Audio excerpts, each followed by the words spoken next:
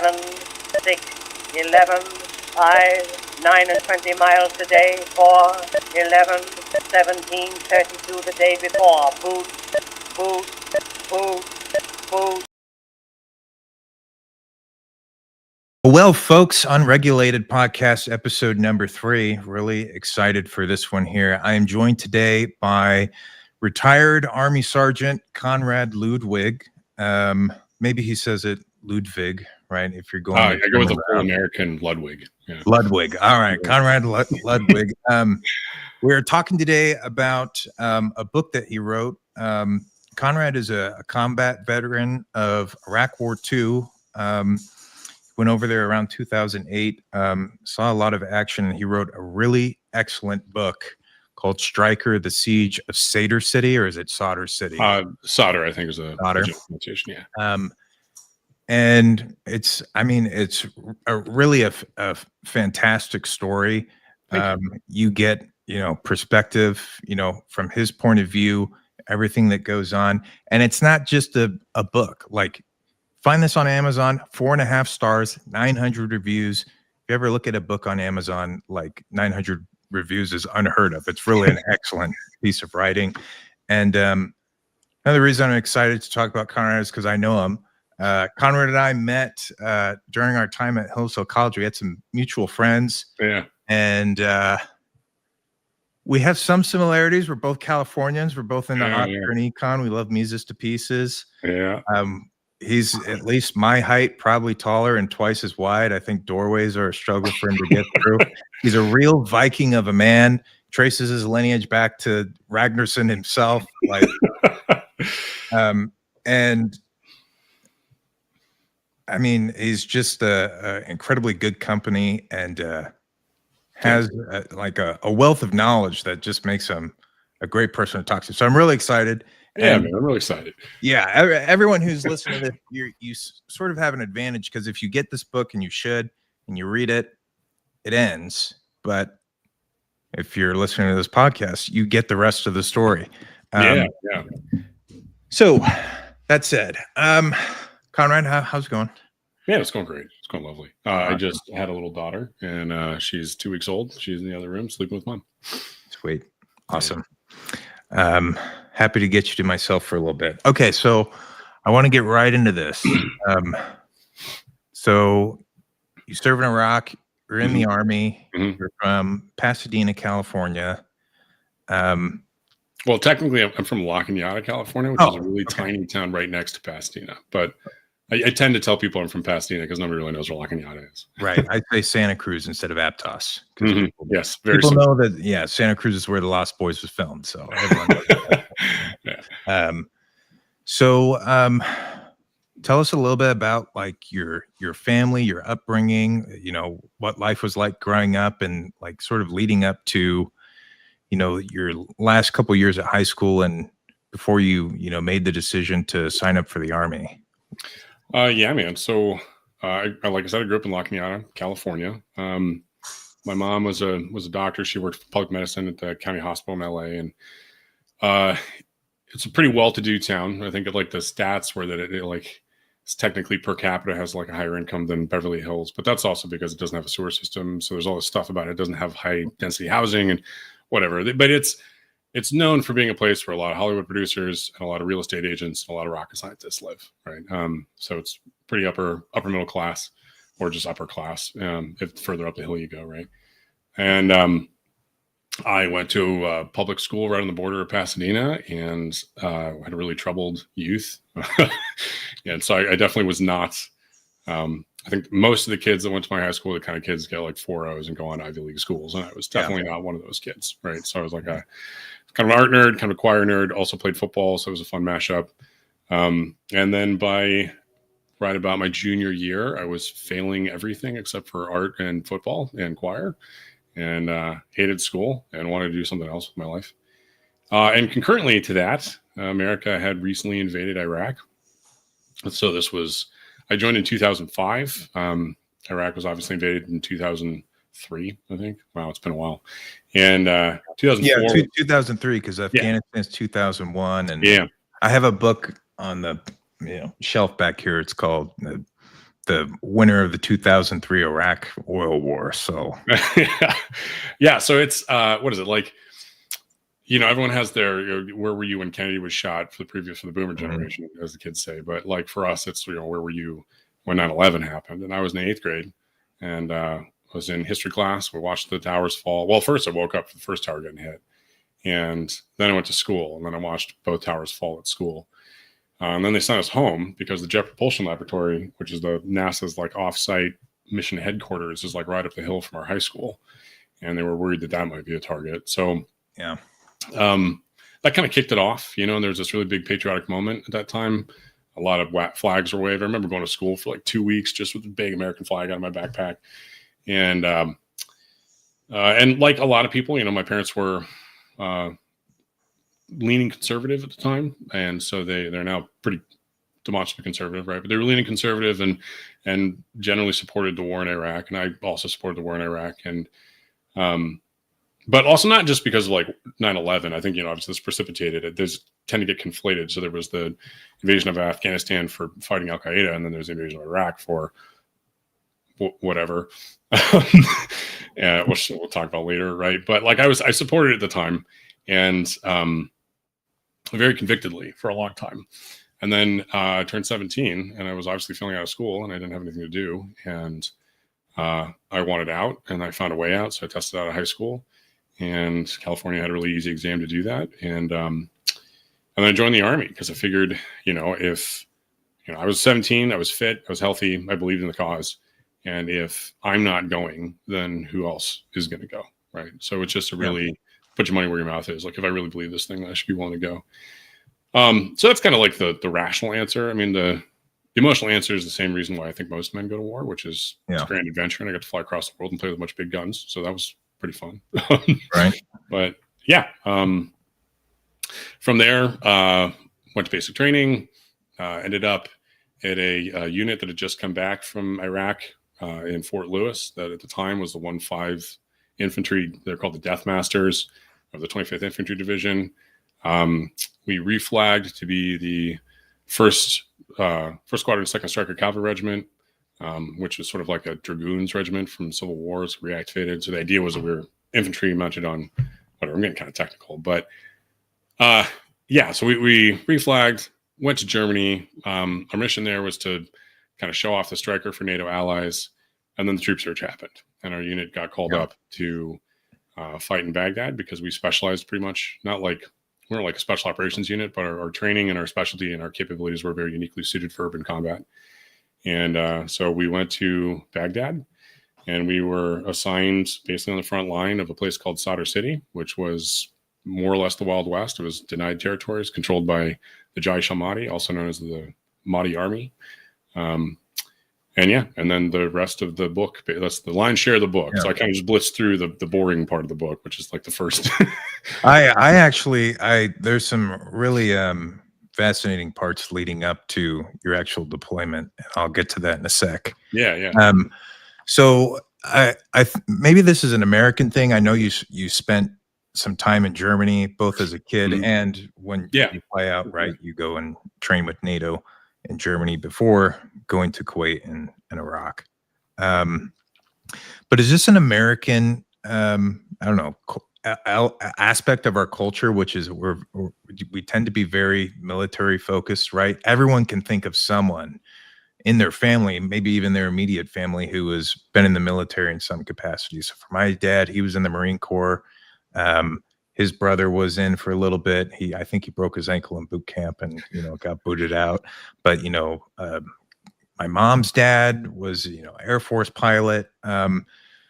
Is this an American thing, or is this, this level of patriotism that, I think for a lot of people in my personal life? Yeah. I mean, I think part of that, right, is it doesn't run in the family. I think for a lot of people that I served with, that was definitely the case. But what was it for you? Did you have a military family? No, man. Let's see. My grandpa was his immigrant after World War II, so he served in the Norwegian Resistance. And my other grandpa was in the Army, but I never really met him. He died when I was very young, and my dad was very close to him. So I basically didn't have any military influence or background in my family at all. I was the first person to sign up. I was the first person to do that. My sister shortly joined the Navy after me. But no, I mean, I think the closest I got was I had this friend David who had a friend who was she going to Caltech or something, and she ended up joining the Army Reserves because she was like wanted to write a journalist piece about what it was like to go through basic training. Like, no, I mean, growing up in kind of a wealthy suburb of Los Angeles, like it definitely was not the kind of place where, there are rah, people waving flags and stuff. So the idea that I went to school with the flag, I mean, there was that patriotic moment, of course, but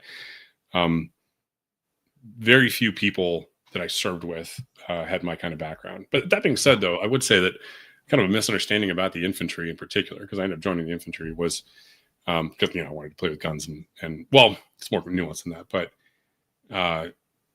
I think the military has this rap as being a place, especially back then, it was kind of disparaged as a place where like poor, uneducated people go to escape their circumstances. Mm-hmm. And there's definitely an element of that. In my experience, I think most of the people who are poor and uneducated actually, who are like kind of smart enough to use that avenue, I think a lot of them take advantage of the ability for the military to give you world-class training in kind of anything. And they usually don't join like combat arms. Yeah. And I'm making pretty broad statements here, but I mean, like there's a career path here, right? Where like if you live in the boonies or you're a disparaged minority in the middle of a large city, you can absolutely join the military.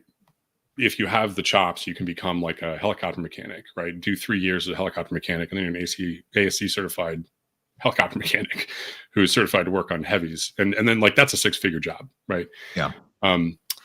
So what I found, my experience was that I think that most of the people who were in the infantry were working class Americans from military families, a lot of people from Texas, a lot of people from the Midwest, Bible Belt, right? People who really felt the call from patriotism. And there were a smaller minority of people who definitely came from wealthy backgrounds, kind of like me, right? Where they joined for ideological reasons. They definitely weren't there for the paycheck, right? And so I kind of found myself in that boat pretty quickly. Also sort of like an artsy-fartsy weirdo, which I was like a computer nerd. I was into art. I was into choir. And I was tall and lanky. I definitely didn't look like a Viking at the time. And that actually later that gets to, I ended up being a radio guy for a long time because I knew how to type, like literally out of Black Hawk Down. Yeah. Well, I ask because I think a lot of boys consider this when they're in high school. It's like, oh, what am I going to do after high school? Right.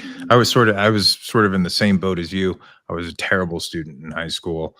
I went back many years after I graduated and looked at my old report cards. I was like, oh, I was freaking stupid. Like I thought I was getting at least 2.0s.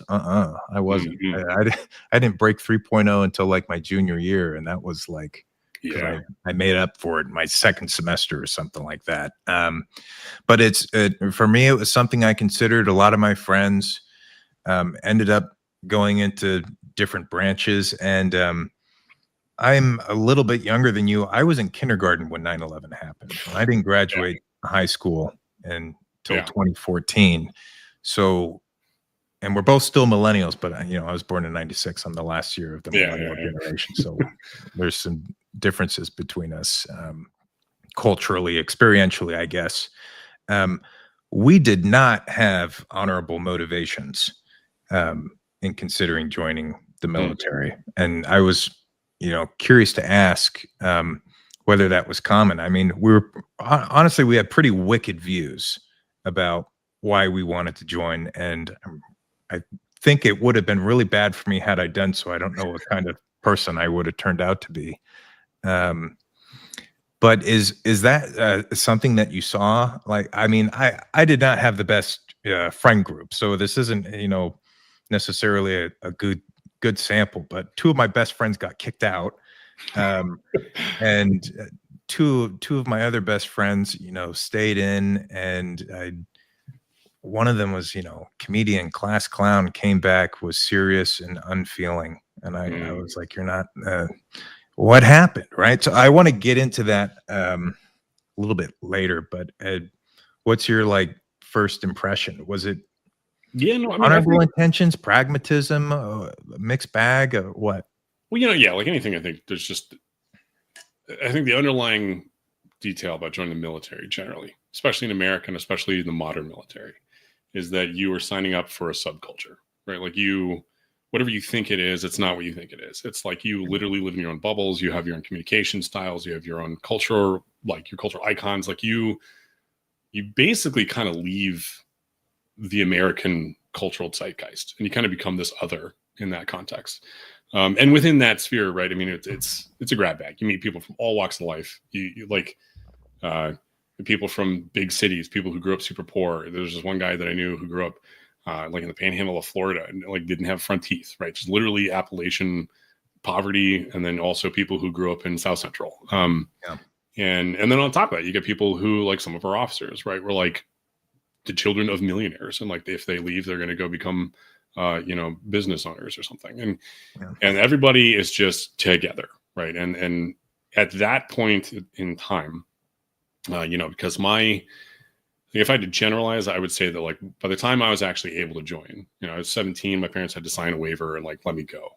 And that was probably really, I mean, I know it was really scary for them because that was right after 2004. Casualties had never been higher. Roadside bombs started becoming a thing, right? So like this is the entrance of modern warfare where generally it's just you randomly die. And like that was hard for them. But then when you get in, like when I got in, there was sort of like my mentors. So there were this sort of like senior ranking guys that you'd still see on the front line. And those would be the guys that were in when the wars started, right? The guys that served in Afghanistan, like my drill sergeants to a man. Well, one or two of them didn't serve in Afghanistan, but that's because they reactivated after retirement to serve for the purpose of training. But all my drill sergeants were stacked, served in Afghanistan, served in the invasion of Iraq. All of the like first line team leaders and squad leaders that I had were guys that had fought in the Battle of Fallujah. They had fought in the Battle of Mosul. They went down to Baghdad and like protected the first free Iraqi elections. So like these were guys who had seen stuff, right? And it's kind of funny, actually. I ended up in that unit. Because I was 17, my recruiter gave me, for my bonus, he gave me a priority seat to combat, which I legally couldn't go to combat because I was 17. And he knew that. And I didn't know that. Like I was like, no, I want to go, put me in the hot seat, like send me out, Sarge. And he was like, yeah, totally. I'll send you out. And I think he knew that was going to happen. So basically they saw it, I was 17 and the algorithm was like, nope, we're going to stick you on a unit that just got back. And I was really salty about that when it happened, but ended up being the best thing that ever happened in my military career because we got to Fort Lewis. These guys had literally written the book on how to use Strykers in combat. So there were 2 units that had deployed with Strykers at the time, which for the uninitiated, it's an 8-wheeled light armored vehicle. And in our use case, we use what's called the ICV, the infantry carrier vehicle, which is basically just a minivan, like a combat minivan, we kind of called it. And it's just a wheeled vehicle, and you can stick an entire squad in it, and it can drive up to a building relatively quiet and unload an entire squad of 12 dudes, while 10 people dismounting, right? 10 or 11. And so they had deployed. They were the second unit, I think, chronologically to deploy with that vehicle, and they particularly participated, like I said, in a lot of urban combat. So then when they came back, the Department of Defense and Department of the Army pinged them to literally write the technical manual and strategic guides for how to use a Stryker in combat. So those are the guys that I was learning how to fight from. And that was awesome. A lot of urban combat drills and stuff. But sorry, the question being like the motivations, I would say generally there was still like a large ideological undercurrent. If you were joining in 2005, you believed in what was happening, right? Like there wasn't, you'd be crazy if you were just like, I'm going to go join the infantry in early 2005 because I want to stop working at Wendy's, right? Like that's not typically what the kind of people we ran into. Yeah.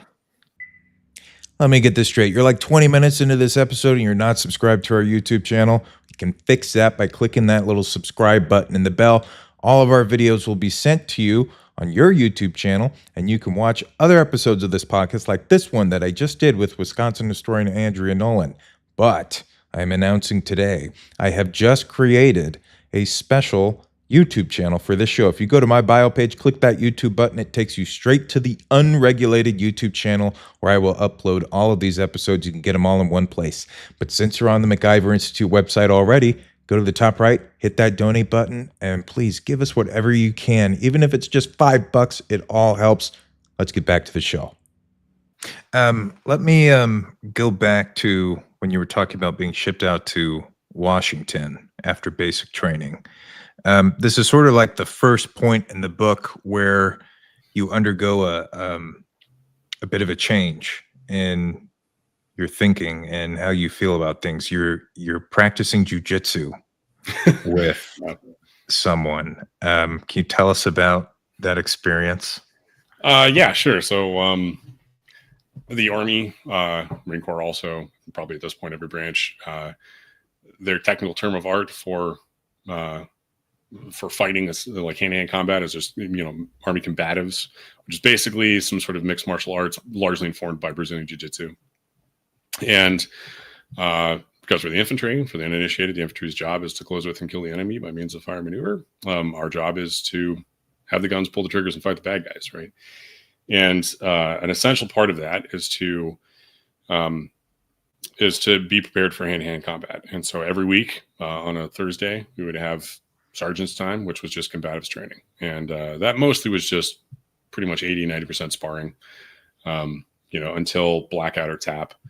And that was kind of what I was expecting by the time I'd finished basic training. Like, I knew that kind of shenanigan went on. What I didn't expect was that, there was also a whole mindset you have to really change, I think, to be an effective infantryman in that kind of environment, which was drilled into me by my leadership, particularly my first team leader, who was a guy named Sergeant High. And he was very serious about making sure we had the mentality to be resilient infantrymen, right? So he would, every morning you wake up, you have to, I think it was, we woke up at 5:30, sergeants come through at 5:30. Yeah. So we woke up at 5, sergeants come through at 5:30. We have to be ready to go by 6, formed up by 6:15, right? First formation, 6:30 every morning. And so when Sergeant High would show up sometime around 5:20, 5:30, the door would open and you needed to be ready to fight, because he was a really good fighter and he loved fighting, right? And he wanted everybody in his team to be ready and able to fight at the moment's notice. So a lot of that first year was waking up to hand-to-hand combat until tap or blackout. and if you tapped too quickly, Sergeant High would not consider it to be a real tap, and you would continue to fight, right? And I think those really, I think, I can't stress the change in mentality. You talk about your friend came back as a very stern guy. I think I can identify with that. To me, joining the Army was such an intellectual thing. My motivations were so intellectual and emotional that I didn't really think about what I was doing in this weird way. That the first time at basic training, when they handed me a rifle, I remember looking at this rifle and being I had this moment of oh yeah, that's the job. Right? I didn't even it happened. I was oh yeah, I have to learn how to shoot this thing. I have to learn how to disassemble it. All of a sudden all those movies just make sense. This is the job, right? This is, if I'm a carpenter, my job's a hammer, and this is my job. And in a very similar way, I wasn't quite, I didn't expect, and I didn't really understand in this deep soul level that oh no, my whole person needs to be able to change, to be able to do this job effectively. And at that period of time, 2005, with the drill sergeants that we had, fantastic drill sergeants. My platoon senior drill sergeant was a special forces weapons sergeant, and the second in command was this guy who had served as a mortarman in Iraq or in Afghanistan, during the invasion. These are guys that were guy that ran the U.S. mines field. I mean, I'm reading between the lines. I think his entire squad was blown up here because he was just clearly suffering from some kind of PTSD, and his job was to teach you to expect bombs to go off at any moment. And there was just this whole attitude, I think, of the wartime mentality that was very front and center. And it's page 61 in this book. You're sparring with Sergeant High. He's not letting up. He's really beating on you, and you talk about this moment that something changes, and he's really, laying you down on the mat. He said, "Do you want to kill me?" And you say, "Yes." He's like, "Really?" And say it, right? Say it, say it, say it. You say, "I want to kill you." And you fight as hard as you can. And I think you still get put on your butt, right? Oh, yeah. But you say, for all my talk about frontline action, one of the hardest lessons I had to learn in basic training was that I wasn't raised to be a fighter. I never sought out violence. I didn't like inflicting pain. Most of all, I never understood how somebody can think that beating the crap out of another person is fun. So was this gradual or suddenly, where like in this moment when you feel like this intense rage and sparring with Sergeant High, like, okay, I can flip a switch? Yeah. I think well, I don't want to make it sound like a little Private Ludwig in his first year, in his first unit was just like He becomes a Terminator, right? Yeah. But like there was definitely a moment and that was what I tried to crystallize in that book. There was definitely that moment where I finally realized, like, okay, like literally no holds barred. Like I it's the realization of like, I probably cannot hurt this man if I tried. And I'm so like, why not try? And then that also kind of changed the whole attitude I took about it. Instead of there's something in combat, we call it the initiative, seizing the initiative or using initiative. The initiative is basically in a firefight and an engagement. When you're in a situation where you essentially get to make decisions, right? You get to decide when you're going to attack. You get to decide how you're going to move. And if anyone who's been in a fight, like even a fist fight, kind of knows that there's a difference between, you call it being on the back foot, right? That's not having initiative. So if you're reacting to punches, if you're trying to avoid getting punched, you do not have the initiative. And I think if I were to put an intellectual, tactical, strategic charm on what Sergeant High was doing there, was he was really trying to teach us, like, you need to seize the initiative. And in a job, right, when you're talking about, say, like urban combat, what you're trying to get somebody to do, some mild-mannered, decent person who can follow instructions, is you're trying to get them to kick in a door and shoot somebody they don't know for no reason, right? Well, they'll have a gun or whatever, right? But like that's it. Like, you need to be able to just like, okay, like I'm going to open this door and I'm going to see somebody in a split notice and you decide to kill them. I'm not going to waver. I'm not going to, like, I need to assess the situation. I need to know if they're a legitimate threat. Obviously, that stuff needs to happen through training, but you can't have somebody who's afraid to seize the initiative. I think that's what Sergeant High was trying to teach us. So how long do you stay at that base in Washington before you finally fly to Germany? Wow, gee. Is it a year-long thing? More? Yeah, I think it was, right. I think I reported for duty like February or something of 2006, and I think we shipped out like in August to go to Germany, and that was, yep. Yeah. How long are you in Germany before you fly to Kuwait? I think like a year and a half. Oh, and I guess because I don't know, we covered this for the people who don't know what the book is like really culminating. It's culminating in the 2008 Battle of Sadr City, which was one of the largest military engagements in the Iraq War, which our unit ended up fighting in. So let's see, that was 2006. Basically, was just learning how to fight in Washington, learning how to, like, getting to know my unit and everything. Some shenanigans ensue while reflagging to a nominally cavalry unit, which was like a big betrayal, but that's just fun stuff. When we get to Germany, that's where really good training opportunities. I think like older wizened me is just like, wow, man, really had a great, right? There's this, the facility we're at was called Grafenwehr. They have a really good set of ranges there. It was top of the line. They're all built and maintained by the German government, and we rent them from the Germans. So like, we're talking state of the art urban terrain simulation, state of the art weapons training, like long range weapons for vehicles. Pretty much any kind of vehicle we use, you can train there. Any kind of weapon system we use, you can train there. 810 Warthogs would do like live fire training in the middle of the training area. So like on a regular basis, you just hear 810s flying overhead, just leveling a town that used to be in the middle of the training area.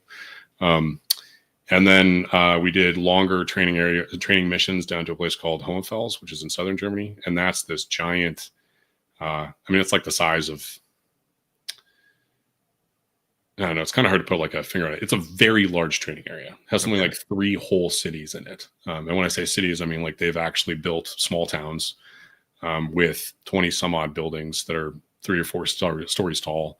There's like a train station that connects them. There's a water utility line, like a fake water utility line. So And those areas, what it was like when we would do these Hohenfels, these training area, the missions in Hohenfels, they would be like our entire, effectively what we call our brigade would go down there. Our entire battalion would go down there. So we'd have 700 people or more participating in a full vertical integration training opportunity. So and that was awesome. So like one of the things you have to train, for example, is what happens when everybody starts dying. So we call it a mass CAS event, for mass casualty, right? And they never tell you when you're going to do one of those. So like there's a really good, there's an event there. I don't talk about it in the book, but one of like the more prescient moments in my mind was like memories was going into this, like having this big plan these officers had come up with to assault the city and going in and just having like 70% of our unit get wiped out and trying to continue the fight, right? And trying to figure out how to like, okay, scrape together. We had a platoon of 50 some odd people, and now we have 6 of us. Like, can we still form an effective squad? Like, what can we do? How can we help? And that kind of training is just awesome because you have like when the range cadre that are out in the field, they have these little deck of cards called casualty feeder cards, and they will, so if you get like shot, they'll give you a card that says like sucking chest wound, right? And they hand it to you. And your job is to act like you have a sucking chest wound. And then the medic will come over and start trying to treat a sucking chest wound. And the cadre will sit there and watch the treatment and be like, okay, well, like, did you do this right? Did you do this right? Won't give them any information other than like, okay, like he's starting to wheeze. What's wrong, right? And then he'll like upgrade the casualty feeder card, like tension pneumothorax or something, right? And then you get a casualty stable, you evac them to the vehicle. The vehicle has to drive them back to the base. That have to get like, at that point, they simulate picking up with a helicopter. The helicopter pilots like land on the LZ, and they don't carry the actual person, but they land on the LZ and fly to the hospital. And then the Army hospital gets that casualty feeder card. And they're like, okay, so you have tension pneumothorax. The guy was shot, roughly an hour and a half ago. He's suffering from hypothermia. Go, right? And so then the hospital, these guys are training, I think maybe in like a field hospital setting or a real hospital setting, how to triage, over 100 people getting waxed, in quick succession. And all that, like, I think the younger Konrad really, really, really wanted to go get some, right? Like, obviously, just total hard on for combat. And instead, I got to spend 2 years, doing advanced urban combat training in Germany, doing like vertical integration training with a bunch of like at one point worked with some Polish special forces guys. And I was the radio guy at that point. So I got to like talk to their officer and like understand how they see as a non-NATO partner in an operation, or maybe they were NATO at the time. Like, I don't know, but as like a participant in an operation with an American force, right? Hearing their mentality of like, well, we know we're going to get sidelined. So how do we integrate with American officers so we get what we want, and like, that kind of stuff was really invaluable. And I think by the time we got deployed, we had a quality of training that I think is pretty rare. And again, it's not that we were like spec ops or something, but just really, really good training. And so that definitely came into fruition when we got our mission, because that was exactly what we were doing. In the first 2 chapters, you really stress how much you want to fight. You specifically ask for combat role, you wanted action. In chapter 3, The Gates to Babylon, you're in Germany and you finally get the call that your unit's being deployed, and you're about to get on a flight to Kuwait. This was a moment that really stuck out to me, and I thought this is important. And there are some things that you repeated in these couple pages, and then you brought it up again much later in the book. I was like, okay, this has got to be important. So you get on a flight and you have an experience with a flight attendant. Keep in mind, folks, this whole time Konrad wants action, and what are you thinking when you're on this flight, and what was the significance of this flight attendant? Yeah, man, wow, this is surreal, dude. Like, okay, first, I think I'll start with sort of the detached surreality of like be as detached as you want, because I'm about to read a passage that will be very attached. Like it's so first, like, to explain to the readers this thing, like what I'm trying to explain in the book is I was trying to provide sort of perspective I had, which was being kind of aware of like the almost absurdity, like the bureaucratic absurdity of like, we have 700 guys, you have to get them to combat, and like, how do you get them there? And like, when in the part where you have to get 700 guys from Germany to Kuwait, that's like 700 guys from a country we're not at war with to a country we're not at war with. So you're just going to fly them, charter flight and lowest budget that the government can afford, charter flight. And so there's this whole thing that what you're getting at in the book where I'm like describing like it was an American charter flight between two American territories. So technically they like shipped out a contingent of the TSA to like check us down. And Okay. Yeah. So you had a run in with this TSA agent. Yeah. Like but there's that whole thing. But then when you get on the flight, it's like, it's so surreal. Sorry, I got to interrupt. We could cover this really quickly. So Konrad has to go through a TSA checkpoint. He has his entire freaking go bag. He's got a rifle. He's got hundreds of rounds of ammunition. No, it was only a 30 round mag, but like just 30 rounds. So the way this works is like when you have a large movement like this, you have what's called the force protection. Somebody gets pinged for force protection. It's kind of random selection, right? So like one person every squad gets a 30 round mag. Okay, right. And the idea is if at any point in time while you're being transited, like why would we hire security? We have a bunch of people who know what they're doing. So like I was randomly selected to be one of the people that had a loaded 30 round magazine. So I'm going through this this American Air Base. I forgot, it was probably a Rammstein or something, right? And like this TSA, I have to go through a metal detector. I have my assault pack, I have body armor, I have an M4, and I have a loaded magazine like in the buttstock, like mag holster that I had on my rifle. And I'm going through this freaking checkpoint and my I put everything up, put through the metal detector, whatever, and like my Gerber sets off the metal detector. And this TSA agent, what's a Gerber? Not everyone. Oh, sorry, yeah, it's my multi-tool with a knife on it and like little pliers, right? Just like a basic tool, right? And if you're in the infantry too, like there's certain things you need to have. There's just like boots and a Gerber, right? Or like a Leatherman, some kind of multi-tool, right? Because that will save your life when something mechanical fails and you need pliers or you need a little file or whatever. And so I had this like $80 multi-tool, and the thing goes off, and she's like, "You are not allowed to have that on the plane." And I'm like, "What do you mean I'm not allowed to have a multi-tool on the plane?" Right? Like, and I have this whole vignette in the book where like I kind of this flirty argument with her about just like I'm about to get on a plane with like level 4 body armor, a rifle, and 30 rounds of ammunition, and you're holding me up because multi-tool. And she was like, yeah. So like, and she won, right? Like there's a whole line of people who had to go through the metal detector and people were not waiting for me to like, I guess I didn't read the rules. Somebody knew. And so, so I had to throw away my multi-tool because it wasn't allowed on the airplane. And from there, it's just like, it's like just being on some white label, 747 or whatever. I forgot how long the flight was. I'm like 5-6 hours down to Kuwait. And I think the point you're getting at was a flight attendant, right? That's what we're building. The flight attendant, yeah. So you're, it's starting to hit you the realization of you're going to get exactly what you were asking for. Yeah, and you're dealing with that. Yeah, man. I mean, this flight was boring, right? There was like maybe 1 in 10 people had a portable DVD player, which was a luxury at the time, right? And I'm just staring. There's no. Like I said, it was the lowest budget carrier. It's white label. It's not like flying Delta or something, right? There's no in-flight entertainment. It's 2008. I'm staring at the back of a seat. Most people are trying to sleep. I couldn't really sleep. Well, I think I slept for some of it.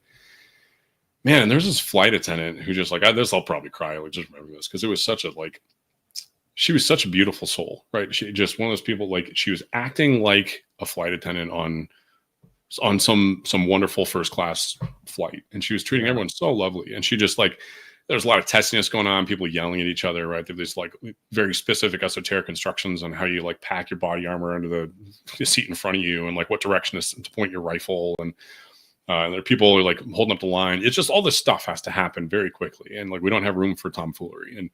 And this woman just was able to defuse and make everyone happy. And then there was this period like halfway through the flight where I was just kind of there, and she had already memorized everyone's names. She knew these little details about people, like getting people pillows, and she just like, I don't know, she just was really good at her job, right? And then I ended up having this really touching conversation with her where it became very clear to me that she had chosen this job, and I like didn't ask her, but I was morally certain at that point that the reason why she had chosen to do this job was because she had lost probably a son or a husband, she was probably late 30s or something.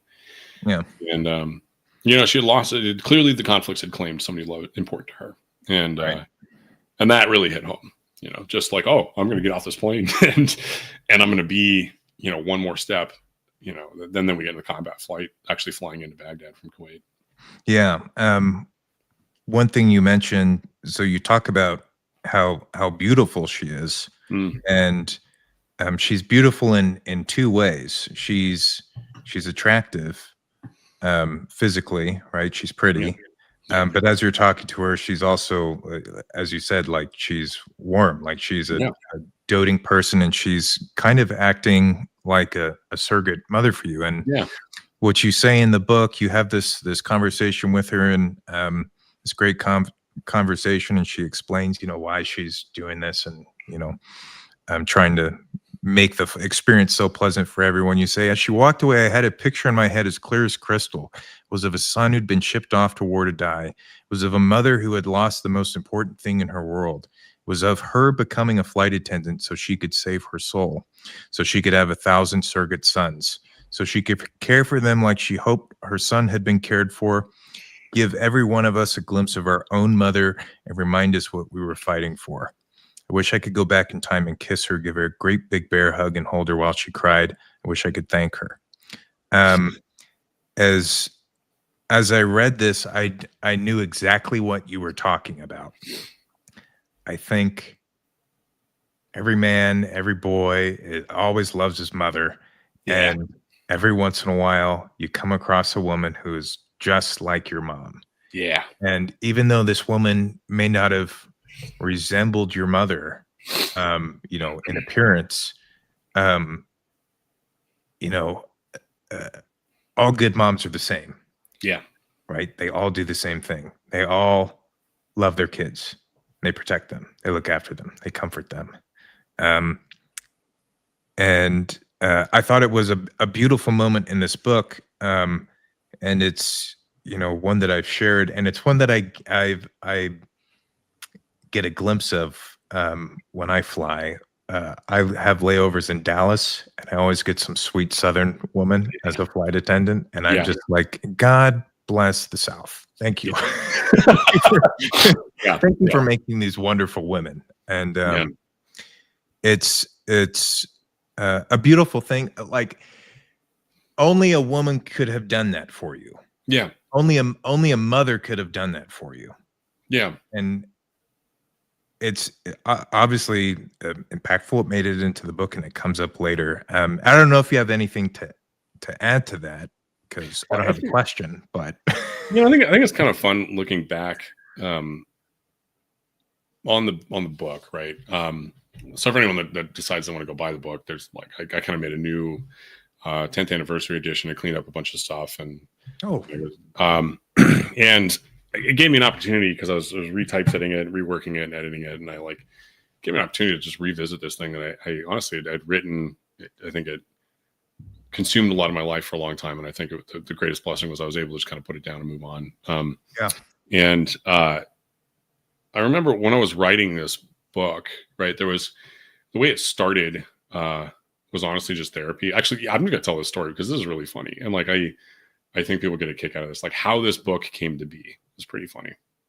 So like I said, I was a radio guy, and I was known as being kind of a nerd. And when you're the radio guy for your officer and infantry platoon, you kind of get to kind of see through the looking glass, right? You get to stand on the other side of certain imaginary lines a lot of the time. You get to hang out with your officer while he's talking to the company commander. You get to see certain conversations that you otherwise wouldn't see. And you get to participate in military operations. I used to call it being a battlefield secretary, right? And I actually was a radio guy for a conspicuously long amount of time. I think I was a radio guy for a year and a half. And it was this I hated it at the time. I got pinged to be the radio guy because I knew how to type and I didn't have a driver's license. So a bag platoon sergeant couldn't stick me in a driver's hole. So he made me the radio guy, right? And then I was pretty good at the job. And then after a couple months, we get a new platoon leader. So he's like, well, I don't want to take you off. And then we'll have two new guys that know how to run a platoon. So you stick around for the new platoon leader. And so I stuck around with the new platoon leader. And then we found out we're getting deployed. And he's like, well, now you've been a radio guy, for a year, and you have all this experience. I'm not going to pull you off the radio right as things are about to get real and we're about to go into real combat, right? Like, and so it's like, all right, like, so that's how I ended up. That actually informed a lot of the perspective of the book. Was just like I got to see this side of how things were run, and I ended up making a lot of cool relationships with a lot of different people just to do my job, and that gave me just a unique perspective that stuck with me through the whole conflict. And so I ended up, I had this reputation of being a nerdy guy who kind of liked to write. And then when we got back to Germany after our deployment, we just got totally trashed. And we had just fought this huge battle, and we thought everybody knew about it. We were going to go home and people like would know who we were and they'd remember, right? And like nobody knew, nobody had any idea. It was an election cycle. Nobody wanted to talk about the war. Like Republicans didn't want to talk about the troop surge because it got super violent. Democrats didn't want to talk about the war because it looked like we were going to win. Like it was just like nobody wanted to talk about the war. And at least that's my interpretation. And everyone's free to disagree. But like for what it was worth at the time, if you walked around and you said, hey, I was in the Battle of Sadr City, people would be like, what are you even talking about? Like that means nothing to me. And so we were just, I remember one of my friends was just like, dude, this is BS, man. I just totally trashed in my like little suite in the barracks. So he's like, well, totally, this is BS, man. Like this is some people should know, man. And I was just like, yeah, people should know. I'm gonna write a book, man. I'm gonna tell our story. And these three other guys like, yeah, tell our story, man. So I kind of started writing. Really, it was just kind of trauma dumping. I was just sort of writing like the worst experiences of my life. And as I was doing this, I realized, well, this isn't really a story, and it just kind of reads as like a poorly written 50 Shades of Grey fanfic, except with combat. And that kind of forced me to start looking like, okay, well, how do I like turn this into a narrative? Has this turned anything? But it really muddled around for like a year. Until like a year later, one of those guys that was in the suite just calls me and he's like, hey man, how you been? And well, we kind of catch up. He's like, so how's the book coming? And I'm like, oh, well, yeah, I'm working on it, right? And then like kind of have this defensive conversation where I'm like, okay, like, yeah, I'm working on it, but I don't like, no promises, right? Some unrelated guy that wasn't even in the suite calls me, and like we're catching up, and he's just like, hey, I hear you're writing a book, man. That's awesome. And I was like, oh man. And then like my old PL calls me and he's like, hey, I was talking to some of the officers. They said they heard through the grapevine that you're like writing a book. And I was like, yeah. And then our company commander, the Captain Bradford, sent me the final draft of the official history of the battle. Like he just emailed it to me, so I would have that reference. And so I was sitting here and I'm like, okay, well, clearly a lot of people, like I need to do this for the honor of the people, like for the people that I fought with that, deserve to have somebody talk about what they did. I also needed it for myself. Like that was the first motivation, right? But like that was when it got real. And I was like, oh, I actually need, like, this is rubber hits the road. Like I need to write a book. And so I started like sincerely writing the book. Where was I going with this? Oh yeah. So the flight attendant thing. So yeah, like I said, it was this sort of trauma dumping, and there was just a lot of like, here's a firefight. And as I wrote firefights, right, there are these things when you're actually in a firefight, if you're not like a Navy SEAL, you're not like Markel Suttrell or something behind enemy lines. Like if you're in like a real bona fide firefight, like I don't know if you see the movie Warfare. Yeah, the A24 film that just came out. Yeah, that absolutely, hands down, everybody who wants to know what 2005 to 2010 was like in Baghdad, like if you were in like an actual engagement, it just really nails the sort of like bizarre Twilight Zone feel. Sometimes it's crazy and it's super fast paced, and sometimes it's super slow, right? So what were you gonna say? Well, I was just gonna say, were you as struck by that moment in the film, without spoiling it, by the sound design when everyone's ears are ringing? And do you know what I'm talking about? Yes. I was like, oh, whoever did that did a great job. Yes. I was like, I know that sound. Yes. I don't know if anyone's been so unfortunate as man, you'll get later live gunfire in a place where there's not supposed to be live gunfire, like Chicago or Oakland. It's quite scary. Yeah. Okay, like later in the book, when I'm talking about the schoolhouse that we occupied behind enemy lines, when I'm running through that building, it was just a concrete building, right? Like it had chairs and stuff because it was classrooms, but it's just like, if you can just imagine block wall, concrete roof. I mean, there's no soft niceness at all. And that was like a schoolhouse in a poor country. And hearing these guys shoot guns, when you're in that situation, it's denied terrain, like Peltors were really new and flashy at the time, and they certainly were not a thing that every infantryman's running around with, right? And so like you would have your little squishy ear pro, and you have to kind of make the decision, like, do I want to be able to hear somebody sneak up on us, or do I want to protect my hearing? Yeah. And Yeah.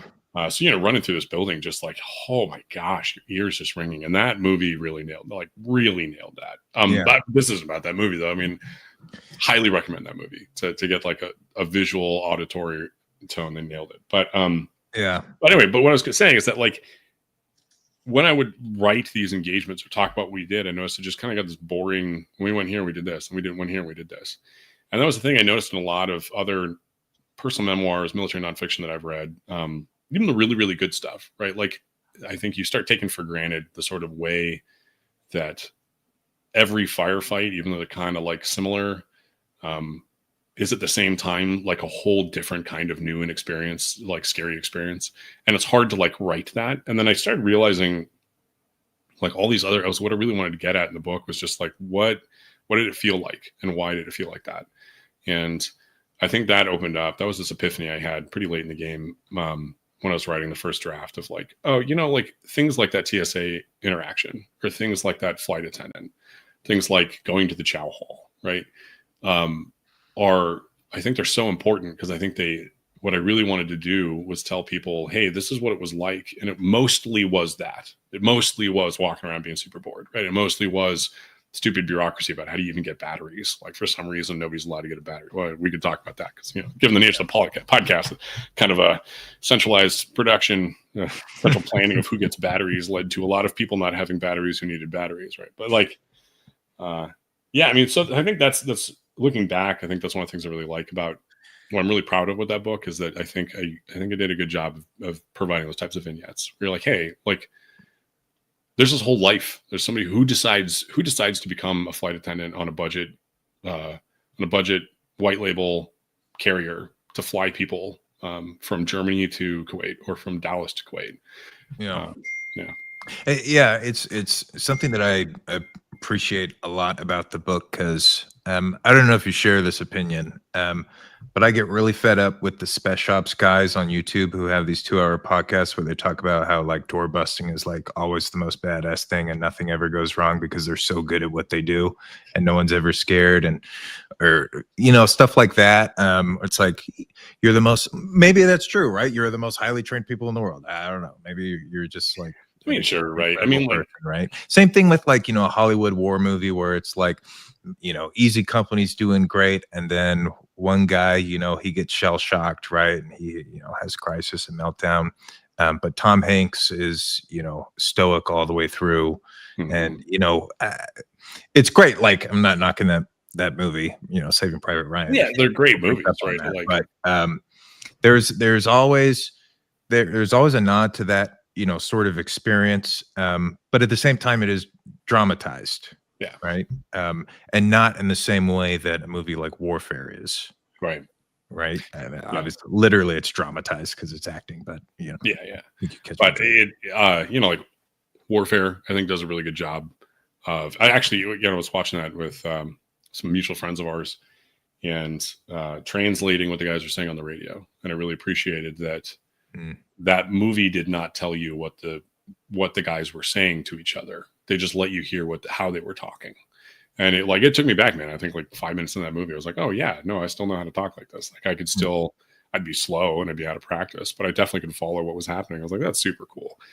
And that was kind of stuff I wanted to catch with my book, right? There were these things that like, especially the sort of the atavistic and the exhausting side of, so for the uninformed at that time in Iraq and Afghanistan, but at this point in the American story of the global war on terror, General Stanley Crystal and General Petraeus had frontlined a large publication called Counterinsurgency.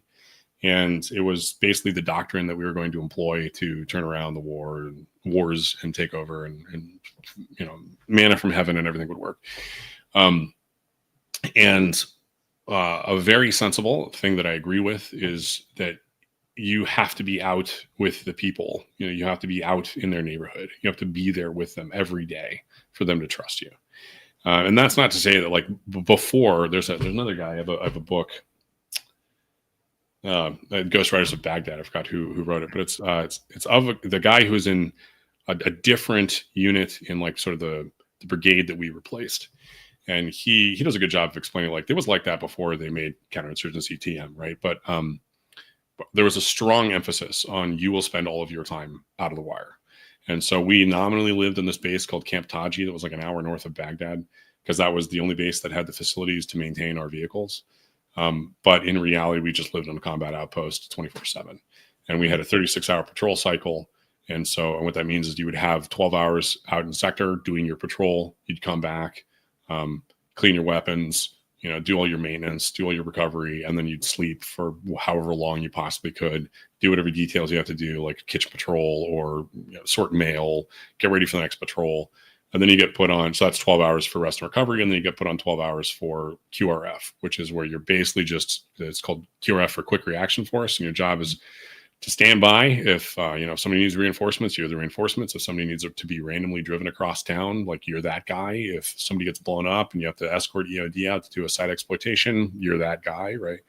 So generally, depending on the day, you'd see anywhere between 12 to 24 hours of like hard labor, right? Walking around with at least 80 pounds of gear, talking to people, constantly moving, constantly walking, constantly, occasionally getting into a firefight, occasionally just get your world getting rocked because something blew up.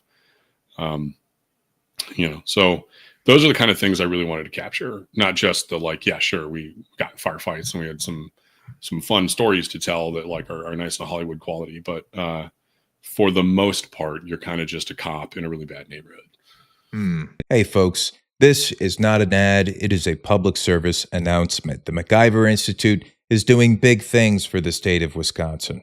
I mean, heck, Bill and I are putting out research pretty much every day on energy, the budget, Medicaid, you name it. Then, there's the great Richard Moore and Dan O'Donnell, who write and create weekly videos for us. And oh yeah, we've even got WISN's Ben Yount, who writes a daily news article on all the biggest Wisconsin stories. Be sure to visit MacIverInstitute.com to stay up to date on everything that's going on. But if you're ever too busy thinking and acting locally, sign up for our weekly newsletter. We'll send the biggest stories straight to your inbox. Sign up at MacIverInstitute.com. Let's get back to the show. Can you talk a little bit about like the culture, what it was like living among these people? Because it's one of the things that you stress in the book was that people don't appreciate the fact that we knew these people really well, the people who lived in this city, and you're in a section of it, right? Is it like a neighborhood or something like that? But like you see in the book, you're like, we gave these kids nicknames, we gave them candy bars, like and you have some photos in the book, and you're having conversations with these people, but also a little bit later in the book, there's sort of a paradox, a contradiction. On the one hand, they like your presence there. They like you. They interact with you guys. But there's, I guess, a large swath of them that turn on you. Sometimes the same people, maybe, right? Yeah, man. Yeah. I guess what the question was what's the culture like, and what's the day to day like, with respect to interacting with these people? Yeah, well, I would say first, I think like what's the culture like is kind of that's a whole question, right? I think it is a I'll say like Middle Eastern. Actually, we can say I'll say generally Middle Eastern culture, right? And which is like, and people like I once many moons ago, I was hanging out in Barcelona with some friends of mine, and there was this like Middle Eastern Mediterranean sort of like food joint that they wanted to go smoke hookah. And like they were like, "Oh, let's go!" And they kind of looked at me like, "Oh no, can we go? Will you be offended?" And I was just like, "Guys, I spent 15 months like trying to help people like this. Like, yes, I'd love to go smoke hookah and eat some shawarma and like chill in a bar. Like, let's go. Like, that sounds like a wonderful time." And so there's this like that in a lot of ways, I think like when you look back on something like the Iraq War. Somebody asked me on Reddit, like I did a really big AMA when I published the book, and somebody asked me, how the war for oil, bad incentives, like it's just people exploiting blah, blah, blah, blah. And I think like at any time, any war is going to be like that, right? There are going to be a lot of people in power who are just Yeah. using it to exploit resources and kind of Yeah. get theirs. So like on some level, there's like I actually used to joke that it clearly was not a war for oil, because if it was for a war for oil, it would be done in 6 months, and then somebody would be in charge of the oil fields and we'd be gone, right? But like the fact we stuck around proves that it was just a quagmire of epic proportions beyond oil. And like at the level the book is dealing with, we're not talking about AstraZeneca, like trying to bribe government officials to get the Ministry of Health contracts or whatever, right? Well, we're just talking about like, yeah, here's a neighborhood, it's a lolly hole, and it's run by some really bad people that will like pour acid on your face if you don't wear a burqa, and they'll flay you alive if you narc on them, kind of thing. And by the way, if you want to buy gas, you have to buy it from them, right? It's just like, and so I tell people like, yeah, if you kind of think about like if you're hanging out in a town that doesn't have a functioning state, more or less, because we destroyed it, and the closest thing they have to a state is this sort of Italian mob, except they're Arabic, and they're also the Catholic Church, except they're Arabic, right? So it's like if the Italian mob, I guess actually the Russian mob, maybe like the cartoonized modern Hollywood Russian mob is probably a great example, right? Where like you go to your Eastern Orthodox church and the pastor or the priest is definitely also in the mob. Yeah, he's right. And so like, so like your local governor, he's in the mob, and like the gangster down the street, he runs the mob, right? And then the priest, well, he's in the mob. And so like, so a lot of our job was trying to connect with locals and just trying to like we're just trying to like literally just trying to make sure your streets don't blow up.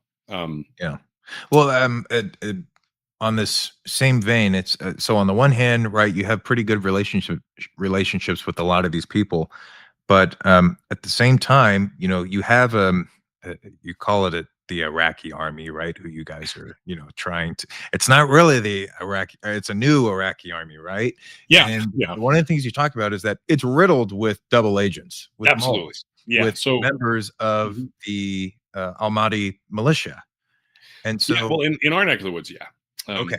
So like this is going to be kind of a hacky that I'm going to tell you my understanding of like kind of how this went. It's going to be really fast and dirty, and there's going to be historians out there who are like, well, you're wrong. And I'm like, okay, fine. I defer to like go read a book specifically about this, detailing academic quality. But as it was more or less explained to us, and as I remember of that explanation, like basically, and what I've read also, like, we invade this country, we deposed Saddam Hussein, we basically just shotgun the entire government into pieces. And if you were a member of the Ba'athist Party, you were not allowed in government. And if you were in the military, past some rank at least, certainly if you're in the Imperial Guard, so if you were a trusted official, so if you were like some high-ranking guy, you were not allowed in the military anymore. And what that meant was that everybody in the Iraqi army, which we reconstituted as Iraqi army, like nobody had combat experience, nobody had years of experience. You'd have like a major who's been in the army for like 6 months. And like they're just a bunch of volunteers. There's also this thing where like there's like we're providing a lot of money. This is where you get to a lot of like perverse incentives coming in there, right? Where like we're starting to fund military operations, we're starting to fund a state, where like there's money sloshing around. So if you're going to be, if your country was going back to this conversation, why would somebody in our community join the military, right? For them, it's like, yeah, if you're living in a country where making $3,000 a year is a good paycheck, and then I destroy your country, and then I guarantee you a job where you're going to get paid some amount of money, right? And the underwriter of that paycheck is basically the United States. Like people are going to flock to that. It doesn't matter what the job is, right? And this is also in a country where there's no more police and there's no more functioning law, and so like you might just get waxed on the street because you have the wrong dialect and you're in the wrong part of Mosul, right? And so like, yeah, sure, go join the military, and that's a perfectly reasonable reason to join the military. But that leads you to the situation where you have a military, like the dark side, I should say, like what my experience is with like real Arabic culture, right? Sort of like you get into cultural institutions we take for granted, right? So like we're typically in the West, weird, right? We oppose nepotism. We don't like favoritism. We believe in like there's some due process for something like a contract, right? And when you go to other parts of the world, that's not necessarily how it works, right? So, and that's not necessarily to disparage that, but in other parts of the world where things are a lot harder, why wouldn't you help your family? Like, it's amoral for you not to help your family. So you should give your family kickbacks. Or if there's due process in a contract, like it's immoral for you not to help your friend. Why would you not help your friend? Like, why would you go help some schmuck? He hasn't done anything for you, right? Yeah. And so that, a lot of what you end up running into, and like, okay, to be clear, as like mostly a specialist during this time as a battlefield secretary, I'm not point man for these types of conversations, right? But I'm a fly on the wall for a lot of them. And you're seeing our officers struggle through this kind of thing of like, okay, well, I have to kind of scratch your back. I have to kind of become your friend. But everybody knows that we're not friends. And everybody knows that at the end of the workday, I'm going to leave. And the people that want to kill me are going to come say hi to you. And they're going to ask you what you told me, right? And so trying to navigate that, trying to get trust, earn trust from people who know that you're going to be gone in a year. For us, it was 15 months, right? And any promises you make are null and void when some next bag shows up.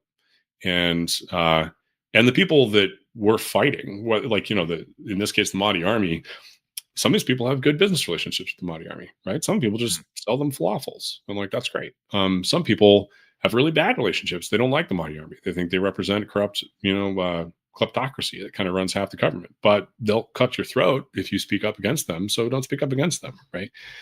And that was kind of like, that was this really interesting, to get there. I think to have the sort of 17-year-old, I'm going to get some, man, right? And then to get there and be like, oh, so like really like, that's why I said kind of like being a police officer, right? Like going around and being like, okay, we are trying to defeat this enemy.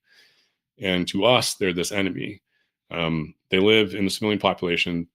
They are civilians. They aren't wearing uniforms. And what got me here was the Iraqi army, right? Sorry. Right. I'm like, this is obviously a can of worms. I hope it doesn't mind. But yeah, in our situation, there were 3 major governmental entities that we had to interact with on a regular basis. So there was just the police, right? And the police, we basically never interacted with them. Called the Iraqi police, the IPs. Those were just your beat cops, local neighborhood. You couldn't trust them. They were absolutely dirty. Like you knew for a fact they worked for the Jaish-e-Mahdi. Like they walk around without a mask on, and they're the cops, right? So there's no way that Sheriff Dave is wronging the Russian mob. That's not going to happen. Yeah. And they also live like us. They live in the local neighborhood, so they'll get killed if they go against the grain. But also, like their boss is Jaish-e-Mahdi, and their politicians are running all Jaish-e-Mahdi, right? So then the United States tried to build something called the National Police, and the idea was that you would create a national police force. I guess you could call it like the FBI, kind of analogous to that, because they're not an investigative branch; they're just an enforcement branch. And the idea was that you would hire Iraqis to be the national police, tell them we're going to save the whole country, and then shuffle them around. So the NPs that were in Baghdad were NPs from like Mosul or from Basra or from Najaf, right? So there's this melting pot of people from all over Iraq. And I think the idea there too is they don't have clan loyalties. So they're not inclined to like help one clan over another. But they also, lived in the local population. Their identities weren't really protected. Like it was pretty easy. Like you could just get somebody to join. Like if the Jaish-e-Mahdi could get enough people to join the NPs that you'd have kind of an NP everywhere, and you'd be able to kind of be like, this guy, I know who he is. So we generally couldn't really trust the NPs either. And then there's the Iraqi army. And I think generally you describe them as like very undisciplined, corrupt army, right? And I'm like, fair enough. We destroyed their country, right? That was just reality. I'm not trying to say that I'm not trying to like basically, whatever. I think people understand that it's not, a country with a long military history and really intact institutions. Yeah, right. In order like to facilitate sort of. I'm trying to. I remember seeing years ago a video of Iraqi army recruits doing jumping jacks. Right. They couldn't do jumping jacks. It's something completely foreign, right? They have right. Well, and they're basic, and well, there are a lot of things that go into that too. Like there probably were a lot of people. I've seen the same video, right? And there are probably plenty of people that could do jumping jacks, but they think it's stupid to do jumping jacks. They don't understand why you would do jumping jacks, and quite frankly, why would you do jumping jacks, right? Like we have these things in our military culture. We bring these things like, no, you have ordered military and discipline, right? There's a whole thing. Iraqi army, the tradition in the Arabic military is much more Soviet, because was the biggest influence at the time, right? So they had, you'd see like a bunch of guys in camo and they would be your sort of enlisted, and then some officer with like a beret and a nice suit would come over and he'd be like, yes, I'm the platoon leader, right? And you're like, okay, that's totally this like Soviet structure and works for them, doesn't work for them. But anyway, what ended up happening was we ultimately, a unit, getting back to the book, our unit ended up living on this base called the Old Ministry of Defense. That was literally just the Old Ministry of Defense. We took it over, we built a wall around it, and then it became a combat outpost for us. And it's called Cop Old Mod, as we called it. And we shared this base. At that point, the counterinsurgency doctrine had gotten, like, enough work had been done that the military was really starting to experiment with, like, okay, so we're just going to share bases now. And usually there was like the Iraq side of the base, and there was the Iraqi side of the base, and there was the American side of the base. And for us, we had like maybe a quarter of this base, right? And it was a tiny base. We had a helipad, and we had like a couple buildings, and there was like little archways. And then there was the other 3/4 of the base, and that was just the Iraqi army. And we knew for a fact that probably about half of them were Iraqi army. We had gotten those intelligence reports. We also had the benefit because our unit was, for certain operations, we were attached to a group called Task Force 17, and that gave us access to like a higher level of intelligence, which is really nice. So we got pretty good. We tended to have pretty good intelligence, not like the cartoons of like army intelligence. And so, like, we had really good intel that, like, yeah, pretty much half the base is just straight up Jaish al-Mahdi, and we all drive to work next to each other on the highway. But that ended up working in our favor because there were so many Jaish al-Mahdi living on our base that we never got mortared on our base. Even during the battle, they did not mortar our base. Wow, that's incredible. Yeah, and we had confirmed intel. The reason why they didn't mortar our base is because there was a 3/4 chance that you're going to hit the wrong building. Oh, that's funny. Yeah. So another thing that you mentioned is that the militia didn't, obviously they didn't care if they killed you guys, but they didn't care if they killed civilians. They did care if they killed their own guys. That's something. I would color it more nuanced. I think if it was it more that, like, if it happened, it happened, but they weren't, seeking it out, right? It wasn't just like, screw these people, we'll mow them all down to. Yeah, I think the Konrad that wrote the book would tell you they didn't give a shit, right? Mhm. At best, what you just described, like, if it happens, it happens. I think looking back, having read a lot more about the conflict, having read other people's accounts, and like, especially, criticisms of counterinsurgency doctrine or what happened, there was this whole other thing, by the way, like during the troop surge, there was this basically civil war that was going on in Iraq between the different clans. And it basically had nothing to do with the invasion. So, like, there was this whole parallel play happening, right, where like different factions were trying to take over the government that we weren't even engaging with. And so I'm confident, like, looking back, that a lot of that was more that there were certain neighborhoods that Jaish al-Mahdi probably knew that, like, the clans that were prevalent there or the specific people there, they cared less about. And they also knew, like, strategic realities. There are certain areas that, like, if you start, like, what precipitated the 2008 Battle of Sadr City, the thing that made Americans really come to the game was that they started shooting rockets at the green zone, right? Which is kind of funny. Like, when I first heard that, which later in the book, like, it blew my mind that, like, that, what? Like, that. So all of this, we lost almost every checkpoint at the east side of the city. There's a total uprising. Like, half of the Iraqi army has deserted. There's a full-blown gunfights in the streets. People are taking armored vehicles against American troops. That's like, we don't really care, but you shot rockets at the green zone, right? And that's, so Jaish al-Mahdi was also aware of that kind of stuff. Like, so there was certainly indiscriminate violence, especially when you get to the battle, right? But when you're talking about, like, just humdrum run of the mill, right? One of the things they would do is they go out when you fire mortars or indirect fire. The process tends to look like, if you're in a defensive position, you go out, take your mortar tube, you put it where you're going to put it, right? You shoot a couple rounds where you're going to shoot it. You keep track of where the mortar tube is pointing and what your inclination is and everything, right? And you zero in known firing points. And then later, when somebody's walking and you know where they are in reference to that known firing point, you're going to go put that mortar tube exactly where you put it. You're going to put it like, set it up exactly you had it, and then, like, shift right 10 and drop 5, right? And that's going to put you on the money. And the Jaish al-Mahdi had done that for every neighborhood surrounding Sadr City. And so one of the largest threats that we had would you just be, like, on a foot patrol one of their outposts, like one of their lookouts would call and say, hey, I got a dismounted guys walking through the junkyard, go to like, whatever their version of set up RP3, look at this is where they're going, drop 5, right? And then we would have random indirect fire would come in. What these guys would do is they'd roll up in a sedan, they'd throw an 80 millimeter mortar tube on the ground, they'd set it up, and they'd shoot a bunch of rounds, and they'd run away. Yeah. And the whole thing would be done before a helicopter could come on station, and then you can't react to combat, right? When they're doing that, I'm confident that the Jaish Ahmadi would have considered time of day, who's there, right? Like I think what the Jaish Ahmadi strategically would have wanted to do is if they're coming into a neighborhood, they don't want to just murk a bunch of kids if they can avoid it. What they want to do is come in after the Americans have left and their patrol is over and go into your house and be like, hey, Michael, so I noticed that like you were talking to the Americans for 30 minutes, right?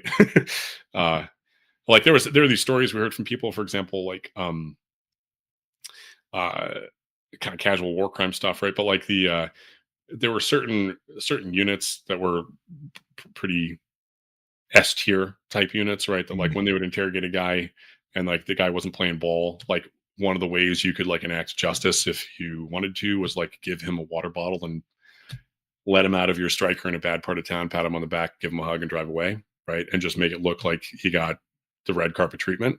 And like, cause enough idiots would do that and get people killed. That like, that was this, like, there's this whole thing. So what I'm trying to say there is that like, you're in this environment where everything you're doing is being watched and where there are these machinations upon machinations of like what the Jaish Ahmadi is doing. So yeah, 20-year-old Konrad would have been like, they didn't give a shit. And like, now I'm like, oh no. Like force through the trees. There was a whole military apparatus there. They had something like, once I've heard they have north 300,000 people in some degree in the Mahdi army in Baghdad.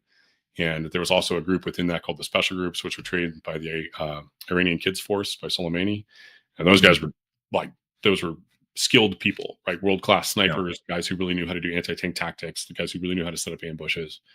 Yeah. And so when we got in the thick of it, like the way that ended up happening was a large group of basically what you'd consider essentially the Army reserves would show up. We would hit a roadside bomb that had been in place a long time ago. They'd pay off a government contract. They would pay off contractors that we would pay to fix the roads. They'd go there and pay them money to put bombs into the roads. And then all they would have to do is wire up a detonator. Boom, we get a near ambush. Now you're surrounded by 20 dudes that are shooting at you with AK-47s. Those, that's like little Mahmoud. He's not really a trained fighter. But then there would be this shift depending on like how long you were engaged and what was happening. There'd typically be this shift where you would start noticing like, oh no, we are getting shot at. Like the Special Groups is here now, right? And that would be they're trying to use an RPG to take out your vehicle. Like you might hit an IED that disables a vehicle that kind of like forces you to get into a defensive posture. Now you're in like a small arms engagement that's just sort of like, okay, we're reacting to contact. And then you start really bullets are flying near your head, and then an RPG really hits the vehicle that they wanted to hit. And that's how the Jaish Ahmadi would operate in this environment. Okay. I kind of want to fast forward just a little bit because there are some questions I want to ask you about when your time in the Army ends. So fast forwarding a bit, you're at this point, you're a pretty hardened veteran. You've seen lots of action. There's one moment in this book where you get into a battle with a sniper, and it really stood out to me. I'm gonna find something, but can you clue us in as to your mindset? What was going on there, and where are you? You're at Outpost Gumby. Yeah. What is Outpost Gumby? Yeah. So I'll set up the sort of tactical situation and like I think the thing that makes the story extra absurd is that I was a machine gunner. Like I was not a sniper. Yeah. Oh, I don't think we mentioned that. You're no longer specialist. On the radio, you're a machine gunner now, right? Yeah. Still with the rank of specialist, but like but no longer radio. Machine gun team leader, and which with our manpower constraints just meant I was a dude with a machine gun, and To catch up to speed, the 2008 Battle of Sadr City started with, there were these road checkpoints we had for major points of egress into this district called Sadr City. We knew the Sadr City had a huge cache of weapons and ammunition, and The Jai Shamati was really well supplied. And so for most of our deployment, our strategy really was just to starve them out. So we were trying to interdict traffic going into the city, trying to stop munitions from going into the city. Many years later, I would learn that like that seems to have been a very effective technique, and they mostly were operating on cached reserves. And then completely unrelated, the Jai Shamati operating in the south and Basra had successfully taken over Basra. They kicked out the British forces that were there. They couldn't hold it anymore. Like the British couldn't hold it anymore. So there's a whole reorganization, and it was the first independent Iraqi operation where it was only the Iraqi army. And basically we told them like, all right, your big kid pants are on, go take back Basra. Right. So there's a whole other story there that I'd love to learn more about how the Iraqi army took Basra. Unfortunately, there's kind of like it's behind a veil of ignorance because we didn't have any American troops there. It wasn't even supervised. They were just sort of like, go, this is your chance to shine because we want to be done here. And the Jai Shamati, that's basically where the money came from. There's the oil fields in Basra and like taking cream off the top. That was apparently what funded the Jai Shamati. And there was this whole, there's also an election that was happening at the time. So there's this kind of like 4D chess thing that's going on where there's a battle in the south that's threatening to take away the Jai Shamati's money. The Jai Shamati is also facing like they're on all three sides. They're not getting resources through Baghdad anymore. And then Muqtada al-Sadr, the guy who was running the Mahdi army, he did a spiritual retreat to Iran, and left his first in command. And I think the version of that I heard was essentially that his first in command was a very anti-coalition guy. He was really into the Jai Shamati should take over the country and rule.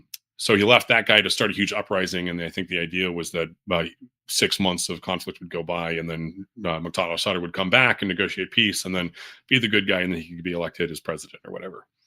That did not happen. What ended up happening was on the first day, the Jai Shamati had their uprising. Actually, it was kind of wild. I talk about this in my book. We were going to do a raid that night, and we ended up calling it off because the UAVs saw that like there was a lot of activity on the ground. Turned out they were just pulling all their guns out of the holes.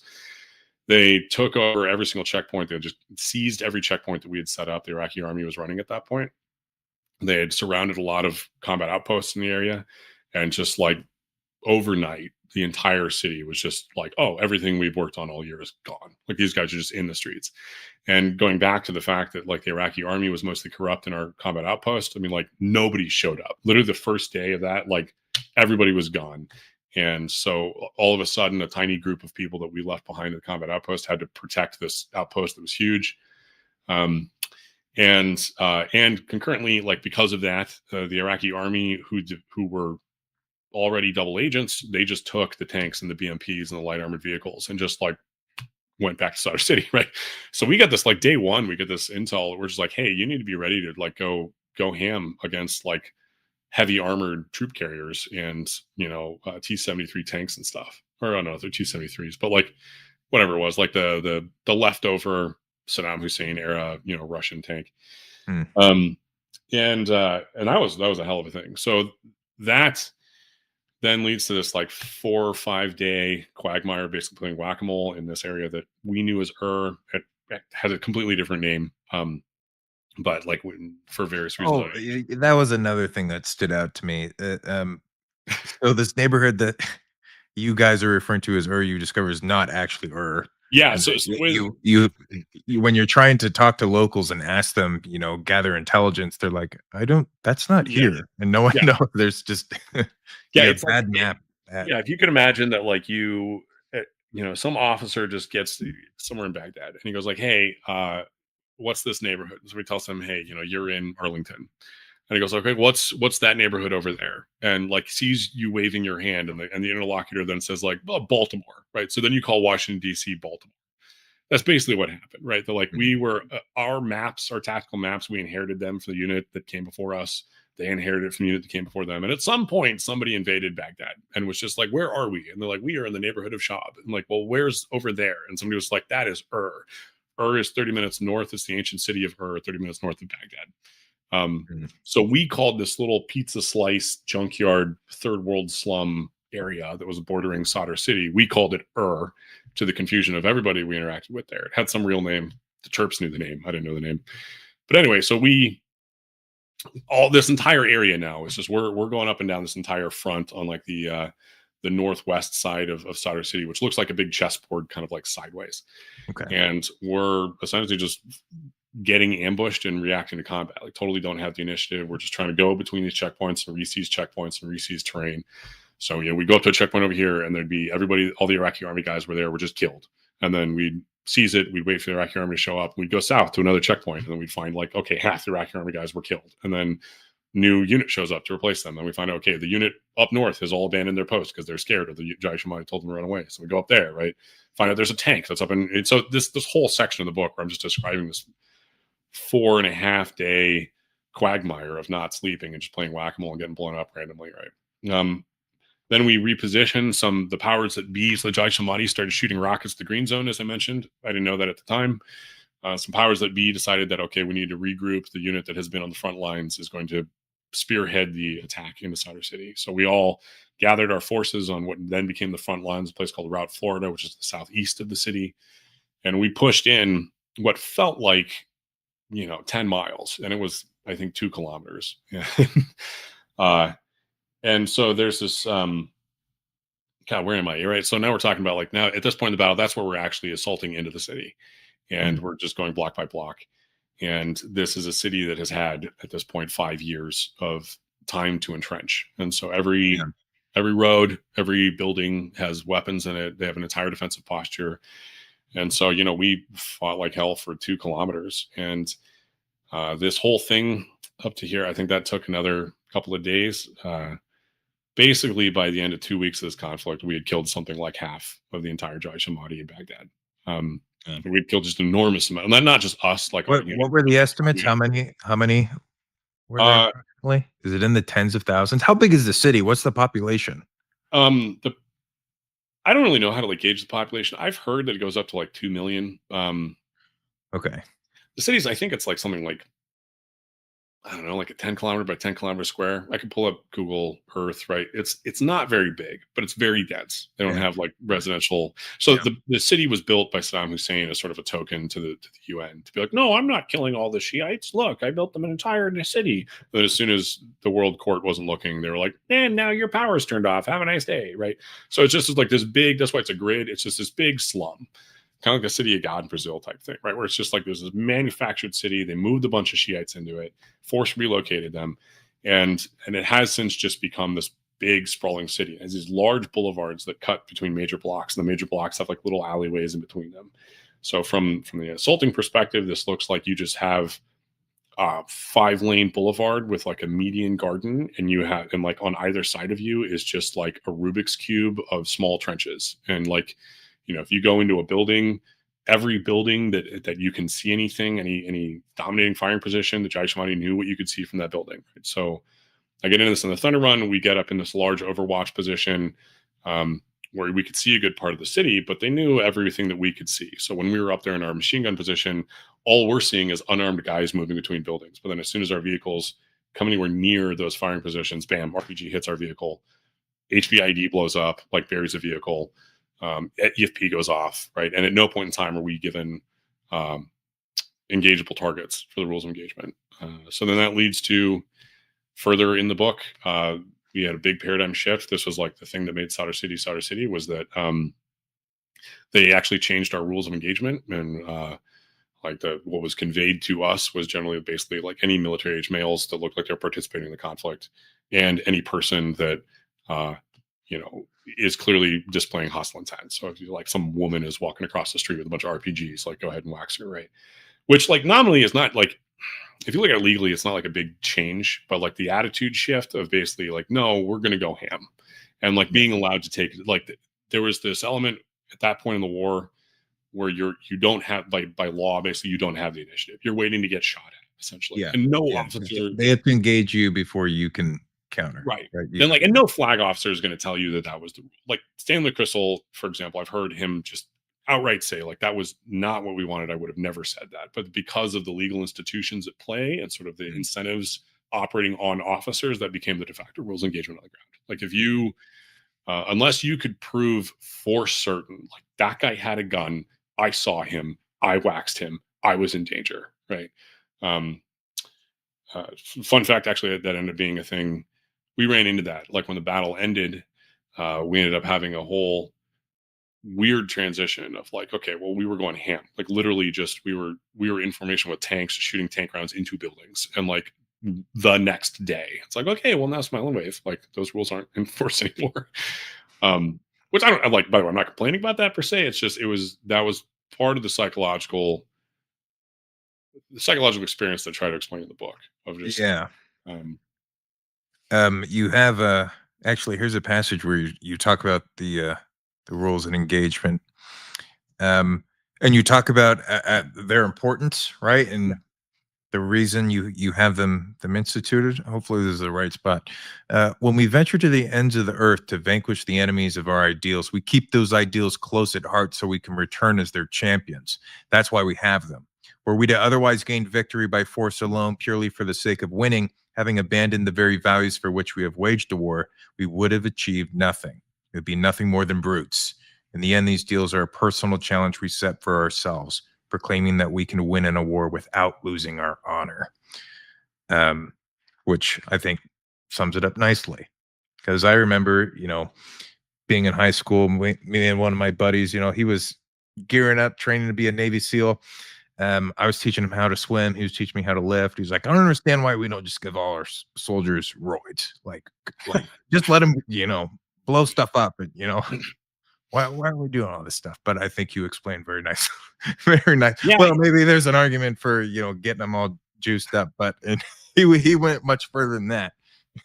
I mean, like, I'm actually pretty partial. Like, this is gonna sound wild. Like, I think it's a known fact generally, like unofficial known fact. Basically, every SOF unit in the United States military is on juice, right? They're just totally on gear, and that is not to say that I have a problem with that. It's not to say that I'm disparaging them in any way, right? I mean, like you got guys like would take Navy SEALs that aren't even in Dev Group, right? Like just, and I'm not saying that, like there's some hierarchy of Navy SEALs, but like everyone thinks Dev Group, everyone thinks like SEAL Team 6, but just take some quote unquote run of the mill Navy SEAL, right? Somebody who can crawl into the tube of a fast attack nuclear submarine at like 200 feet below sea level, and the tube that they barely fit into is filling up with literally freezing cold water, and they're going to swim 20 miles so they can peek their head out of a river, laze a building that we're going to blow up with a cruise missile. And then, like, if anybody sees them and slit some throats, crawl back into the river and crawl and like swim back into the torpedo tube of a hidden fast attack submarine, right? Like, I'm okay with that person being on gear, man. Like, I don't care. This isn't like ethics in sports. Like, no, that I'm sorry, but just so that's a whole diatribe, right? But what were we talking about? But anyway, we're talking about rules of engagement. Yeah. Why do we have all these rules, right? They should be more lax. And yeah, we must have obviously been talking about like you have to be engaged first before you can actually. Yeah, I guess we're with the run the off ramp. It came up at the same time. Yeah, the off ramp there would be that, like, we probably don't want all of our high school football players on gear, right? But I'm okay with Navy SEALs being on gear, and I think that kind of goes to this. Yeah, things change. But in that section of the book, one of the things I'm really wrestling with, which I had no formal training or I had formal training in the rules of engagement, right? But I didn't have like political philosophy undergraduate education or anything. Yeah. I didn't have like the knowledge of ethics. I just was really figuring this out. That's what you're reading in the book is like when we're in a city like that, there were millions of people around. There's this wild thing, and I think you run into a certain type of person when you come back who, like a woman once called me a baby killer. I hadn't even been deployed yet. A woman in an airport wearing a like golf visor called me a baby killer at the SeaTac airport once. And I was like, what are we like? Okay. And like, I think what people don't take for granted is like, you literally cannot be in that situation and not think about the fact that there are families huddled in these buildings around you. And that was something that Jaish Mahdi would use tactically against us, right? So they knew we had rules of engagement, like very strict rules of engagement. They knew what our rules of engagement were. So like one of their tactics, one of their go-to tactics was to go into a building and have everybody in the building huddle on the roof. So entire families, 2 or 3 families, will just be sitting on the roof of the building at gunpoint. And that's so that when our Apache helicopters flying overhead, they can't shoot the building, right? Because you have to shoot through a rooftop of confirmed non-combatants to hit suspected combatants. And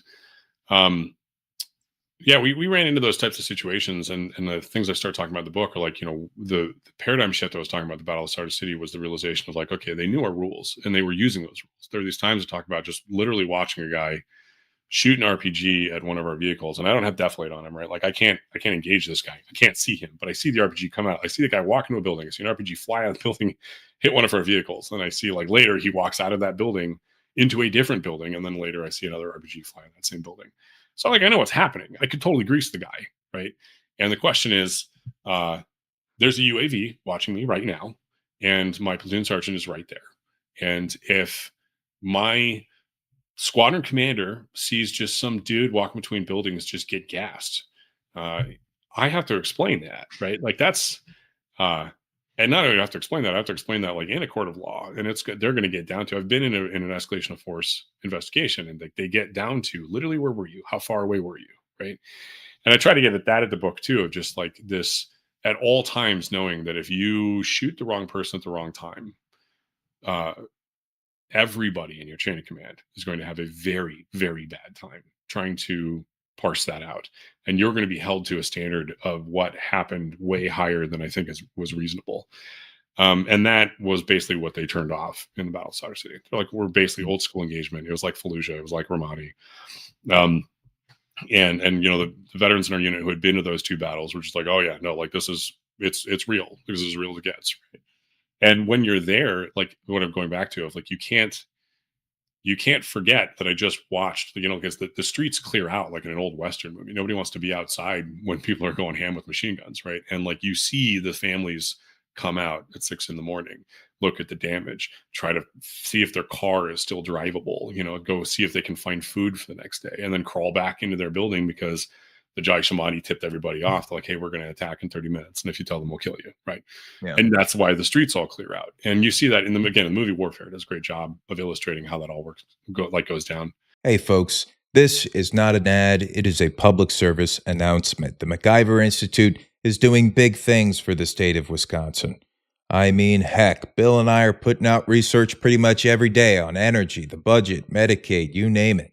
Then there's the great Richard Moore and Dan O'Donnell, who write and create weekly videos for us. And oh yeah, we've even got WISN's Ben Yount, who writes a daily news article on all the biggest Wisconsin stories. Be sure to visit MacIverInstitute.com to stay up to date on everything that's going on. But if you're ever too busy thinking and acting locally, sign up for our weekly newsletter. We'll send the biggest stories straight to your inbox. Sign up at MacIverInstitute.com. Let's get back to the show. Do you feel today that the rules of engagement are, I guess, hamstringing soldiers? Are they? Do you still think they're an obstacle preventing us from accomplishing our missions? Well, I think the purpose of rules engagements are to hamstring soldiers, and I don't think that's necessarily a bad thing. That's the purpose, right? They are the restraint. I, rather than focus, like back when I was 20, I definitely would sit here and be like, let's talk about how stupid rules engagements are, right? And why they're inapplicable in our circumstances. I think what I would say now is that's looking at the symptom and not the cause. I think that the rules of engagement need to be informed by the, if you're going to have a von Clausewitz style, the means of, the war is an extension of politics kind of thing, right? Like, if you're going to have that, you need to have a strategic objective in mind, and your rules of engagement need to be associated closely with that strategic objective. I think from a policy perspective, if nation building is your strategic objective, you should probably be fired. And I think that you should consider that like your strategic objectives should be what we would say in the military, actionable or accomplishable, right? Like, and I don't think there was anything, I think in hindsight, I don't think there was anything about the Iraq war from top to bottom that was where there was a clear mission that was communicated and accomplishable. On lower levels, we had missions that were accomplishable, right? But they were in service to very vague. We need to secure this area. Like, what does that mean, right? And there are other like political, philosophical ideas that have been introduced to since of understanding, like, okay, when you start talking about counterinsurgency, this goes into the long-standing, like the going back to Vietnam and the French engagement in Vietnam, and even back in the Philippines, right? This idea that when you start fighting a counterinsurgency war, the counterinsurgency tactics start dominating fundamentally change the way your military works, and it's a different kind of conflict. So in our situation, like, yeah, we're not fighting a Westphalian nation state who's participating in uniformed rules of combat, right? Yeah. And that's not to say that the people that we're fighting were not identifiable a lot of the times, right? But they're not in the same. That we have this artifice, like our uniforms. The purpose is not just to hide in the woods; it's to indicate these are Americans, right? And those are Germans, because that's the thing you don't want to like confuse. And the I think in that circumstance, I think like the real criticism comes into like, well, why were we there? What were we trying to accomplish? And is it appropriate for the United States to be in that situation? But in that conflict, I would say that I think that our rules of engagement, I think there was a deep strategic flaw. I think there's a leadership failure and a strategy failure, and in kind of an economic incentive structure failure to understand how the specific rules of engagements we were given were not accomplishable as they were given, and how they would become what they became, right? Because they're sort of like the official rules of engagement seem pretty reasonable, but like, what are you actually doing? And actually, the way the book is set up, the way I set up Stryker is that you have To the Gates of Babylon. One of the reasons that chapter is in there was really to give everyone like, no, you get a 2-week bender of legalese. Like you sit down and you get your 3-hour lecture on the rules of engagement, right?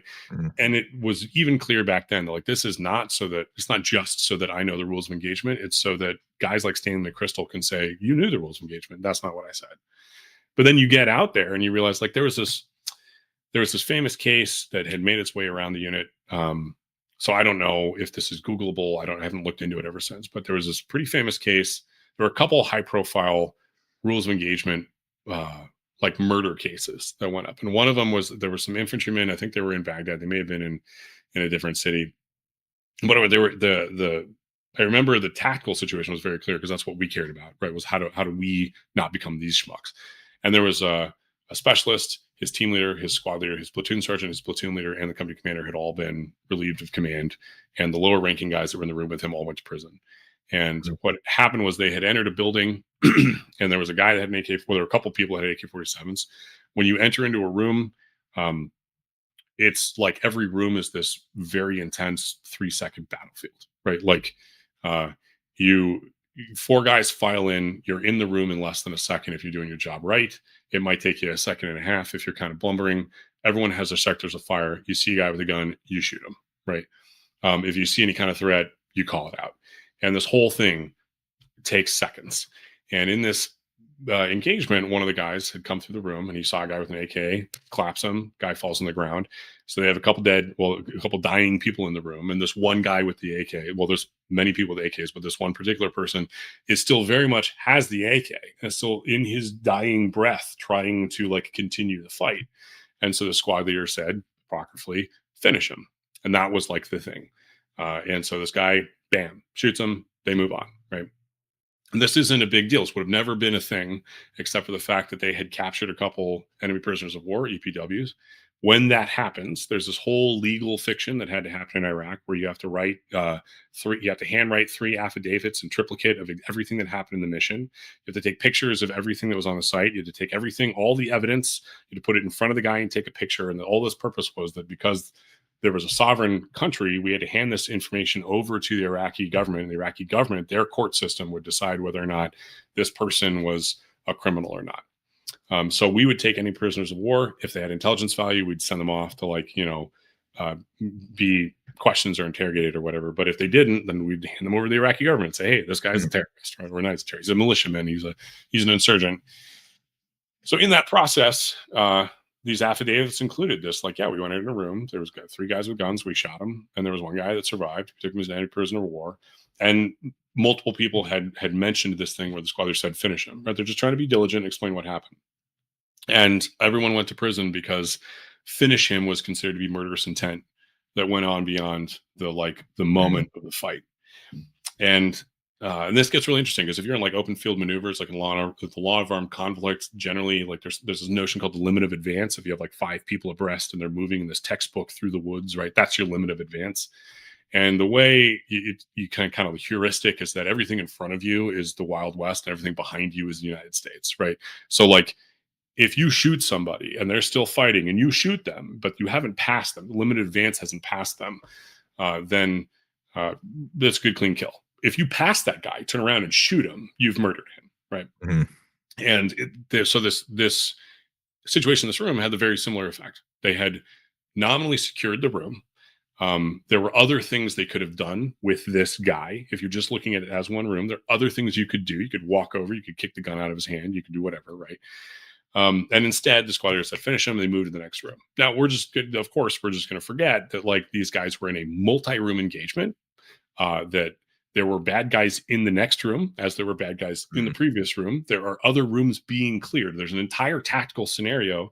And in that situation, I would argue it's not the right call to start faffing around with some guy's gun. Maybe he has a hand grenade and he's just trying to pull you over. That was a thing that happened a lot in Fallujah. Guys would pretend to be dying to get Marines to come up, and then they would, oh, surprise, I got a grenade, get fucked.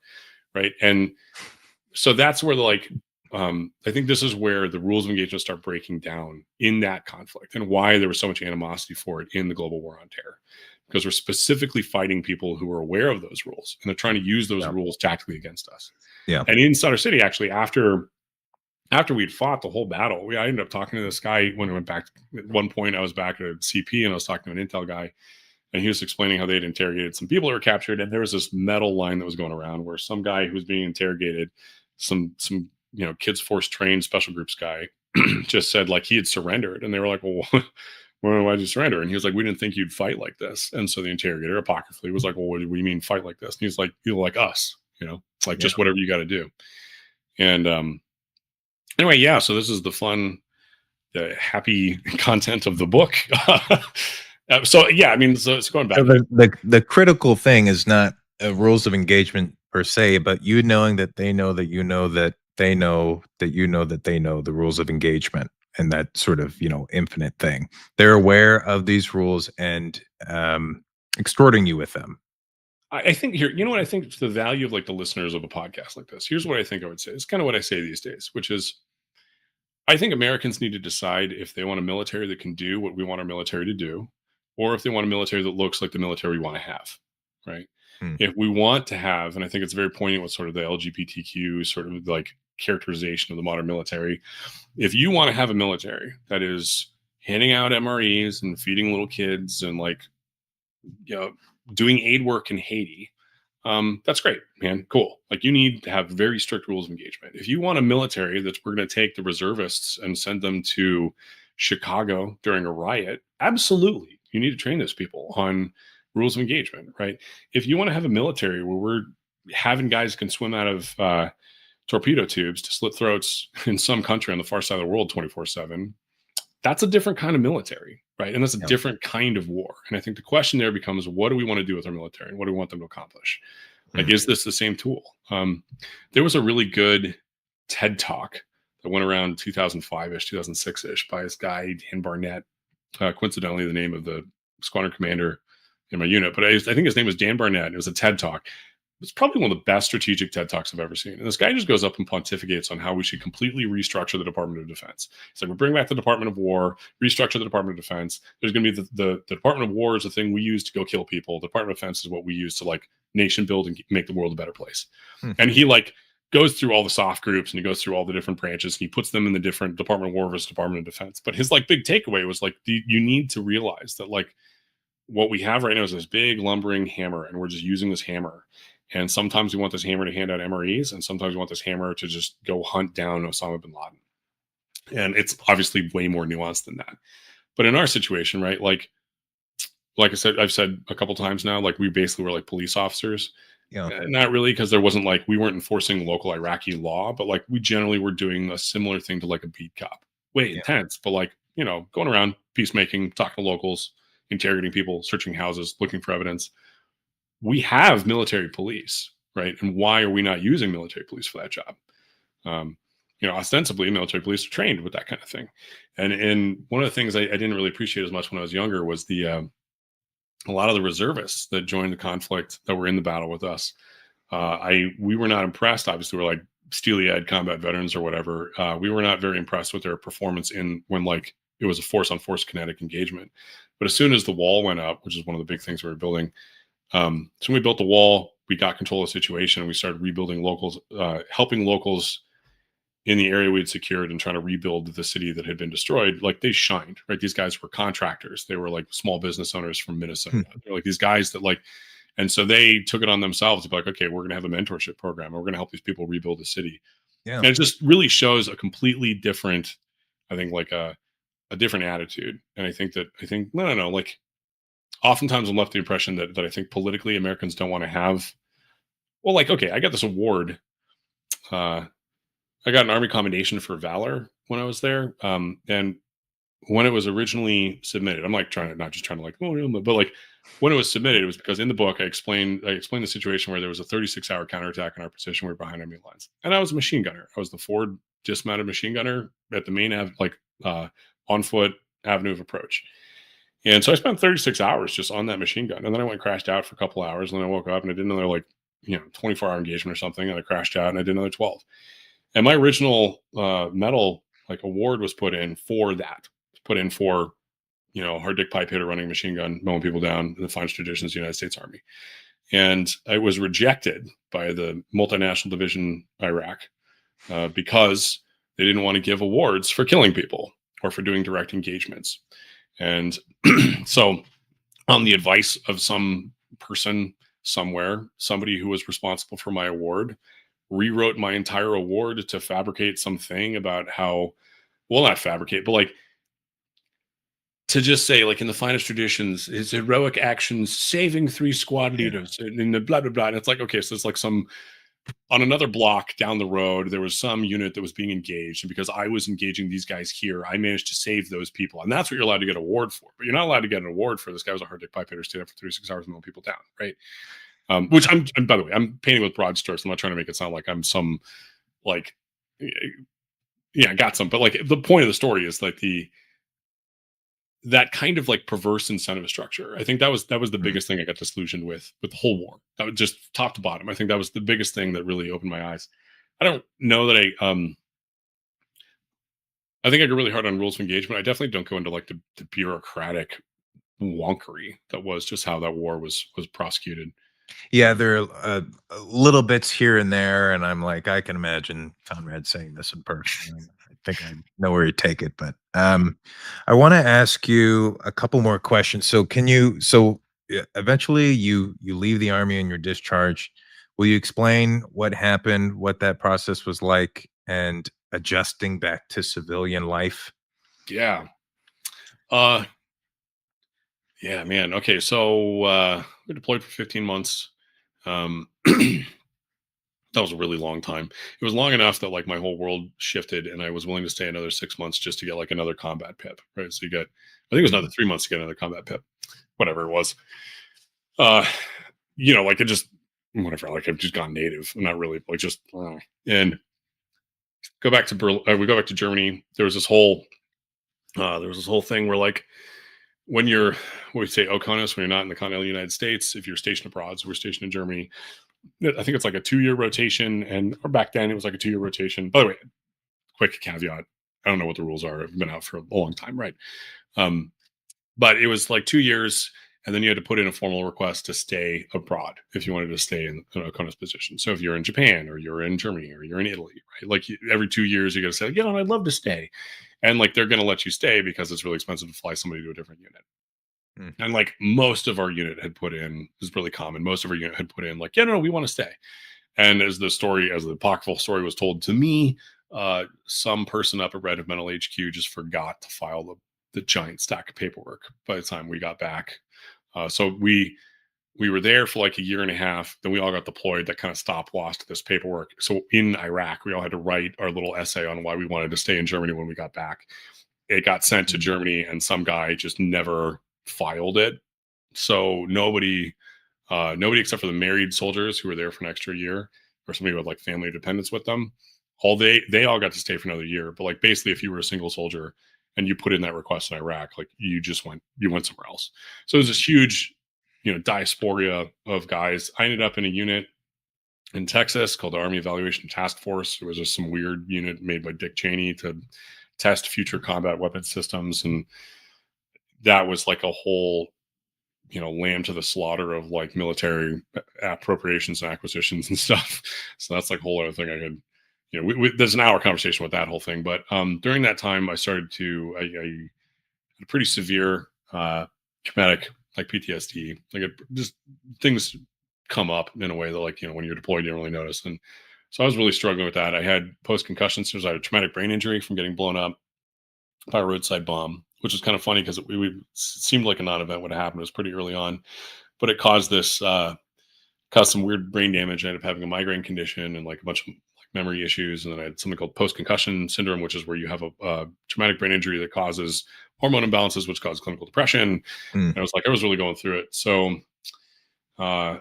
when I was in Texas, I ended up getting medically discharged and was put on temporary retirement leave for a while until eventually I was found not fit for duty. And then I was a civilian, right? And that like, yeah, that kind of stuff, those types of transitions, those like hard cut transitions are always wild, because then I was just living in my hometown, hanging out with my parents. Yeah.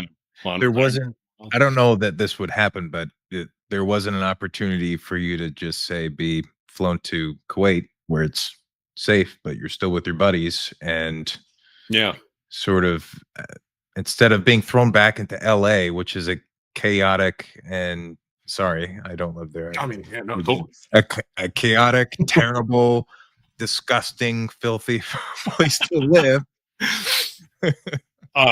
Yeah, not as much back in 2013, but not as bad as Sadr City. It's actually kind of funny. One of our guys he grew up in Oakland. He's a white dude that grew up in Oakland, and there's a really funny, Actually, it's not that rare. Berkeley's right next to Oakland. So. Yeah, right. But he real working class dude. He was a bartender in like a dive bar in Oakland, and there's this time we were coming out of this combat outpost called Cop Ford, and we're like going on the Serpentine thing, and we're like on this vehicle starting a work day, right? And my platoon leader just casually says, like on his little headset, he's just like, man, this is like, it's probably the most dangerous place I've ever been in my life. This is nuts. Like every day we go out here, it's just like the most dangerous place. And we're just driving around. And this guy's vehicle commander just goes, I don't know, sir. It seems pretty good to me. Like I'm from Oakland. It was like in Oakland, I didn't have a Stryker and body armor and a 50 cal. Like I'm set. Like this is good.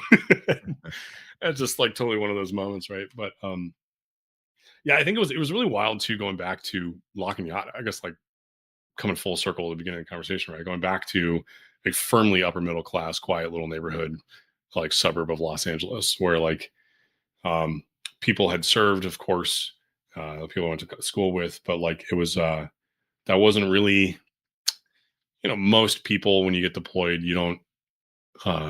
Very few people serve on any kind of frontline combat role, and even fewer people really like see the elephant in the Civil War term.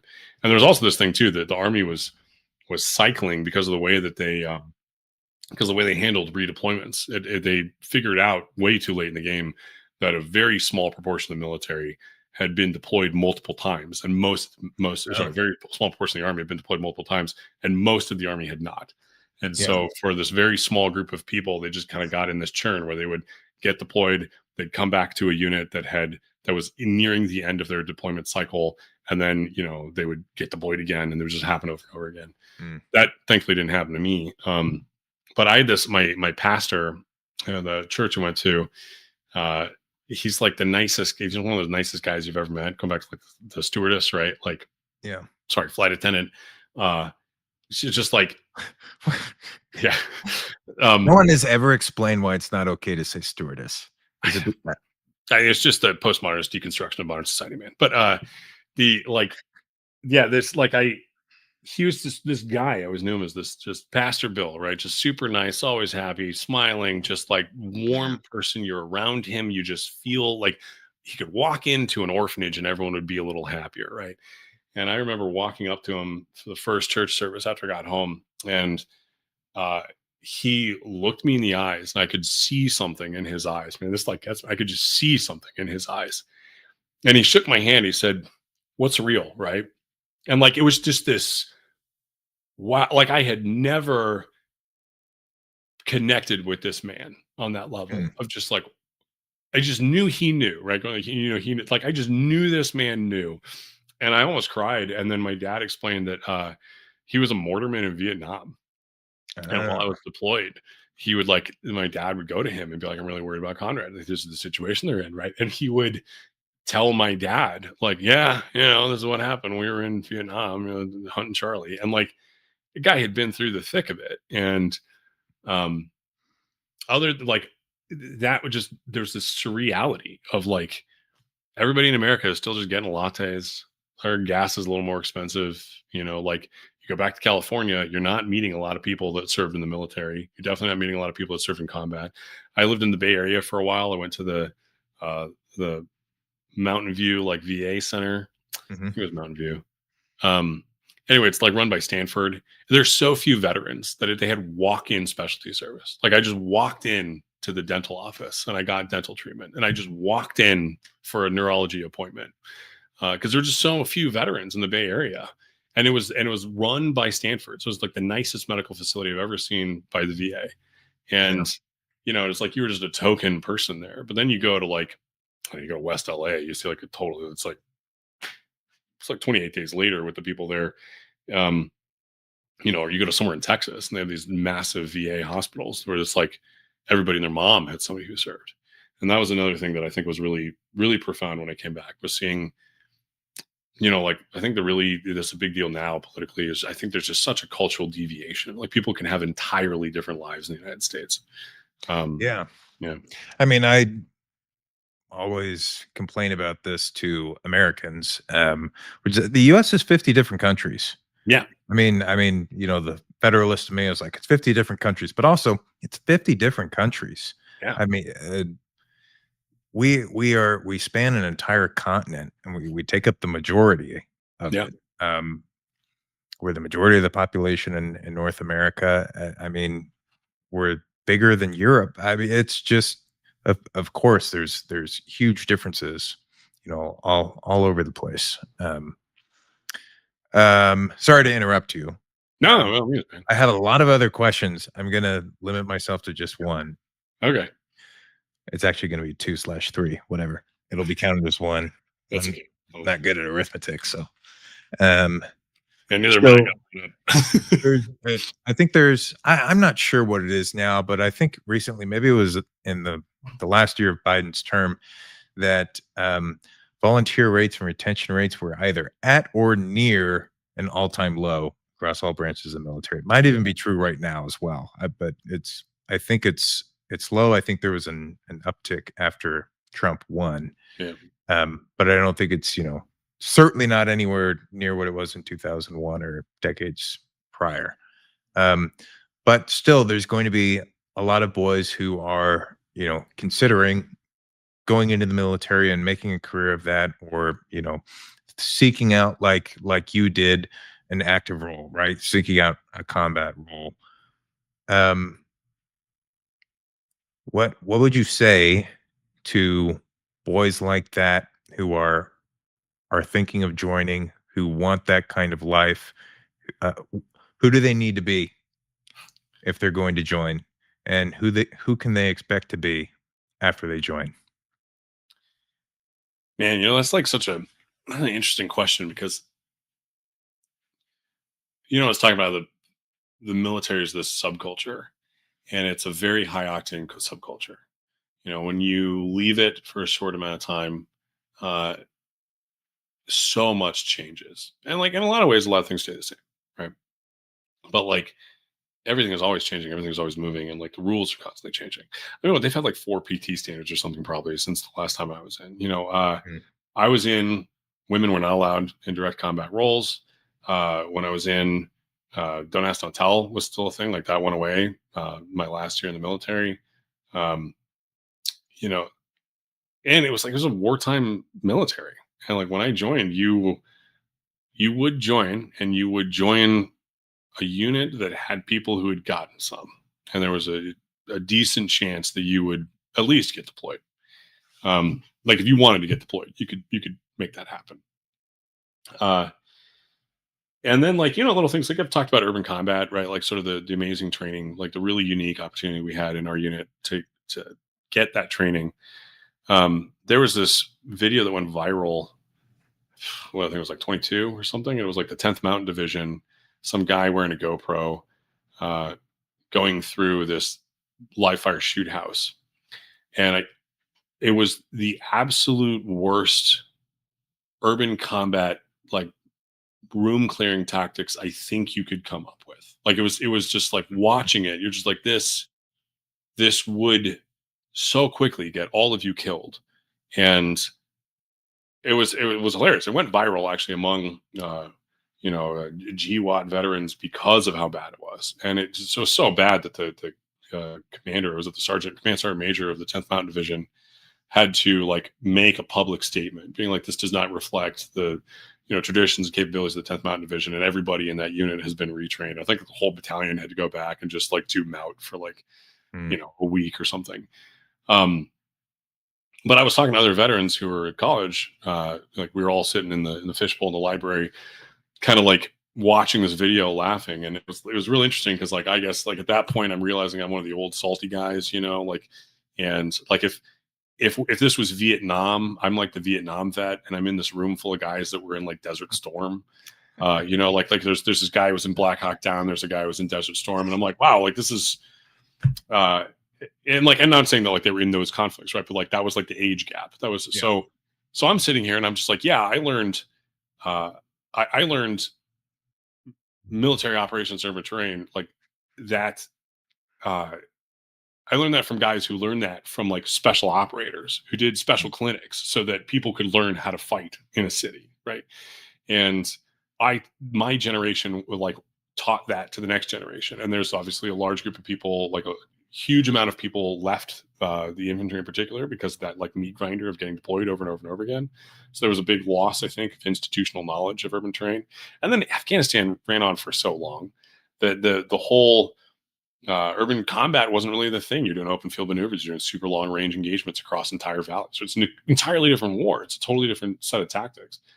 And so it was really interesting seeing that and being like, how, like, not even in my lifetime, but in like what have felt like a very short amount of time, we've gone from having a degree of excellence expected of every unit for urban combat to having that be like this thing that goes viral for the 10th Mountain. And of course, okay, it could be the worst. Maybe that was just the worst squad in the 10th Mountain Division. I'm willing to give it to them. I don't think the entire 10th Mountain Division is like terrible at urban combat, right? But the idea that somebody would post that and actually think that like this is a thing that I'm going to post, like with my chest, and I'm going to say this is what I think people should see. So anyway, that's like a long thing of like it's kind of interesting for me. I don't really know. It's hard for me to divorce my like political opinions from should you serve, right? I got more than that, but I've is what you were saying just now. Are you trying to stress that if you're going to join, you should want to be the best. You should want to be excellent in everything, not just at your job, but have the virtues that are necessary to serve well, to be able to do your job, do your duty, pull the trigger if you need to, but also be compassionate, be sympathetic, look out for your buddies. Well, I think all those virtues are just, you should have that, right? Like I heard General Mad Dog Mattis, he had a great line that it's a old quote, and it's that combat makes good men better and bad men worse, right? So I mean, if you're a shitbag and you go to combat, you're going to be a terrible person. And that, if you really see it, you really get in the thick of it. Which, like, to clarify too, I mean, I obviously wrote this book, but like, there's so many people out there who have seen so much more hard combat than I have. And like, I think that when you're in it, like, you start realizing just how gray things get and how quickly it gets very difficult to like answer seemingly simple questions. But I mean, should somebody join the military now? I think what, like, we have the situation in Ukraine. We have the forever war of the Middle East, and the situation in Taiwan. And I think that I had the luxury of being able to join when joining was popular. I had the luxury of being able to join when there was at least some kind of clear mission. I knew what war I would go to, and I knew what to expect in some broad abstract sense, right? And I was going to be coming back to a body of politic that was at least somewhat engaged in that endeavor. And I think it's really challenging for somebody that wants to join the military now. I think about this as like my nephews, for example, are like in their early teens, And what if one of them wants to, like, I remember telling when they were like 2 years old or 3 years old, like, oh yeah, this is good. Well, Uncle Conrad went and fought monsters or whatever, right? And like, okay, well now like you're 13, um, and like that's the age I was when the towers fell, and like you're in a stone's throw away from joining the military. So I don't know, should you go join the infantry? I think generally what I would tell people, uh, you shouldn't join the military if you don't believe in the mission. If you don't believe, if you're not doing it for like I believe in the military, I believe in the country, some patriotic reason, I would not do it. Mostly because that you will become a cynical husk of a person by the time you're out. You will constantly be doing dumb stuff you think is stupid, and you will never be able to fall back on, I believe I'm doing the right thing. And that's critical for just surviving 3 years of being in a high protocol command environment, right? Yeah. Um, I think if you're going to like join like the infantry, I think you should sincerely always keep in mind towards like, yeah, I might have to go fight in a place like Ukraine, but also accept that you probably won't, right? Like, we have a mutual friend who is a recon Marine, Yep. and he ended up in Okinawa, and like that guy is wow. Like he is a very talented warrior, right? I watched Black Hawk Down with him once, and that was like one of the most fun viewing experiences ever because we just got to spit back and forth about like how did you guys train that? How did you do this? Just pausing the movie constantly, right? And like unfortunately, he never got to be tested, and he joined in a time when you ostensibly should, when like Marines were still getting sent to Afghanistan, except he became a recon Marine. And the commander of the recon Marines was like, this is dumb. And there's nothing here you need recon Marines for. And it's outside of our mission set. So we're going to go do recon Marine stuff. We're not going to do stupid light infantry stuff where guys that have $1 million of training is just getting blown up or shot in the back. Right. And that was very difficult for him, and I think, now he's a dad, he's in a different phase of his life, but there's that thing of a young man who wants to go get challenged, and the military has a way of offering you that. And I think you should keep in mind that like don't rely on the war side of it, but there's a lot, even as dumb and gay as it might be, however LGBTQ friendly or we're all, if they tell you we're going to do team patty cake once a month, like there are a lot of corners in the military where you can do a lot of really awesome stuff. If you are doing it for professional reasons, if you want to get some sort of training, you will never find an organization that can train you better. If you want to go there and do something interesting, go join the Navy, become a combat dive rescue swimmer, right? Go, serve as a dive EOD specialist or something. If you can hack it, if that's what you want to do, there are places you can go and you can do amazing stuff. And then if the balloon ever goes up, like I think that's a great occupation to be. You're going to have a lot of autonomy, a lot of trust, a lot of good training, probably really good survivability. For everyone who just wants to get some, as much as I know what that's like, and I did that, I don't think that's not enough, right? And I think in my book, I think if you read the book, I cannot say right now any better than I think you'd get reading the book of like that personal journey from me, like a very naive, Bambi eye, just like I'm gonna get some, right? And then like at the end of it, just like, whoa, okay, like, and I Not wasn't that much. yeah, right. And that's not even the trenches of Ypres. I'm not over in freaking Ukraine right now, where you Yeah. just like the I think what I consider to be the hardest combat I ever saw. I'm thankful that it's not anywhere near the hardest combat I could imagine, and I'm also thankful that it was harder than most. Um, and Yeah, I guess I don't really know what else to say. Conrad, thanks very much for joining. This has been awesome. I'll take more of your time at a later time. You probably want to go home and see the new baby, see your wife. Folks, the book is Stryker, The Siege of Sadr City. This is Konrad Ludwig. Thanks very much for coming on. Do you have any socials, by the way? You got like Substack or anything like that you want to pitch? No, man, I live under a rock and I love it. Well, that's good enough.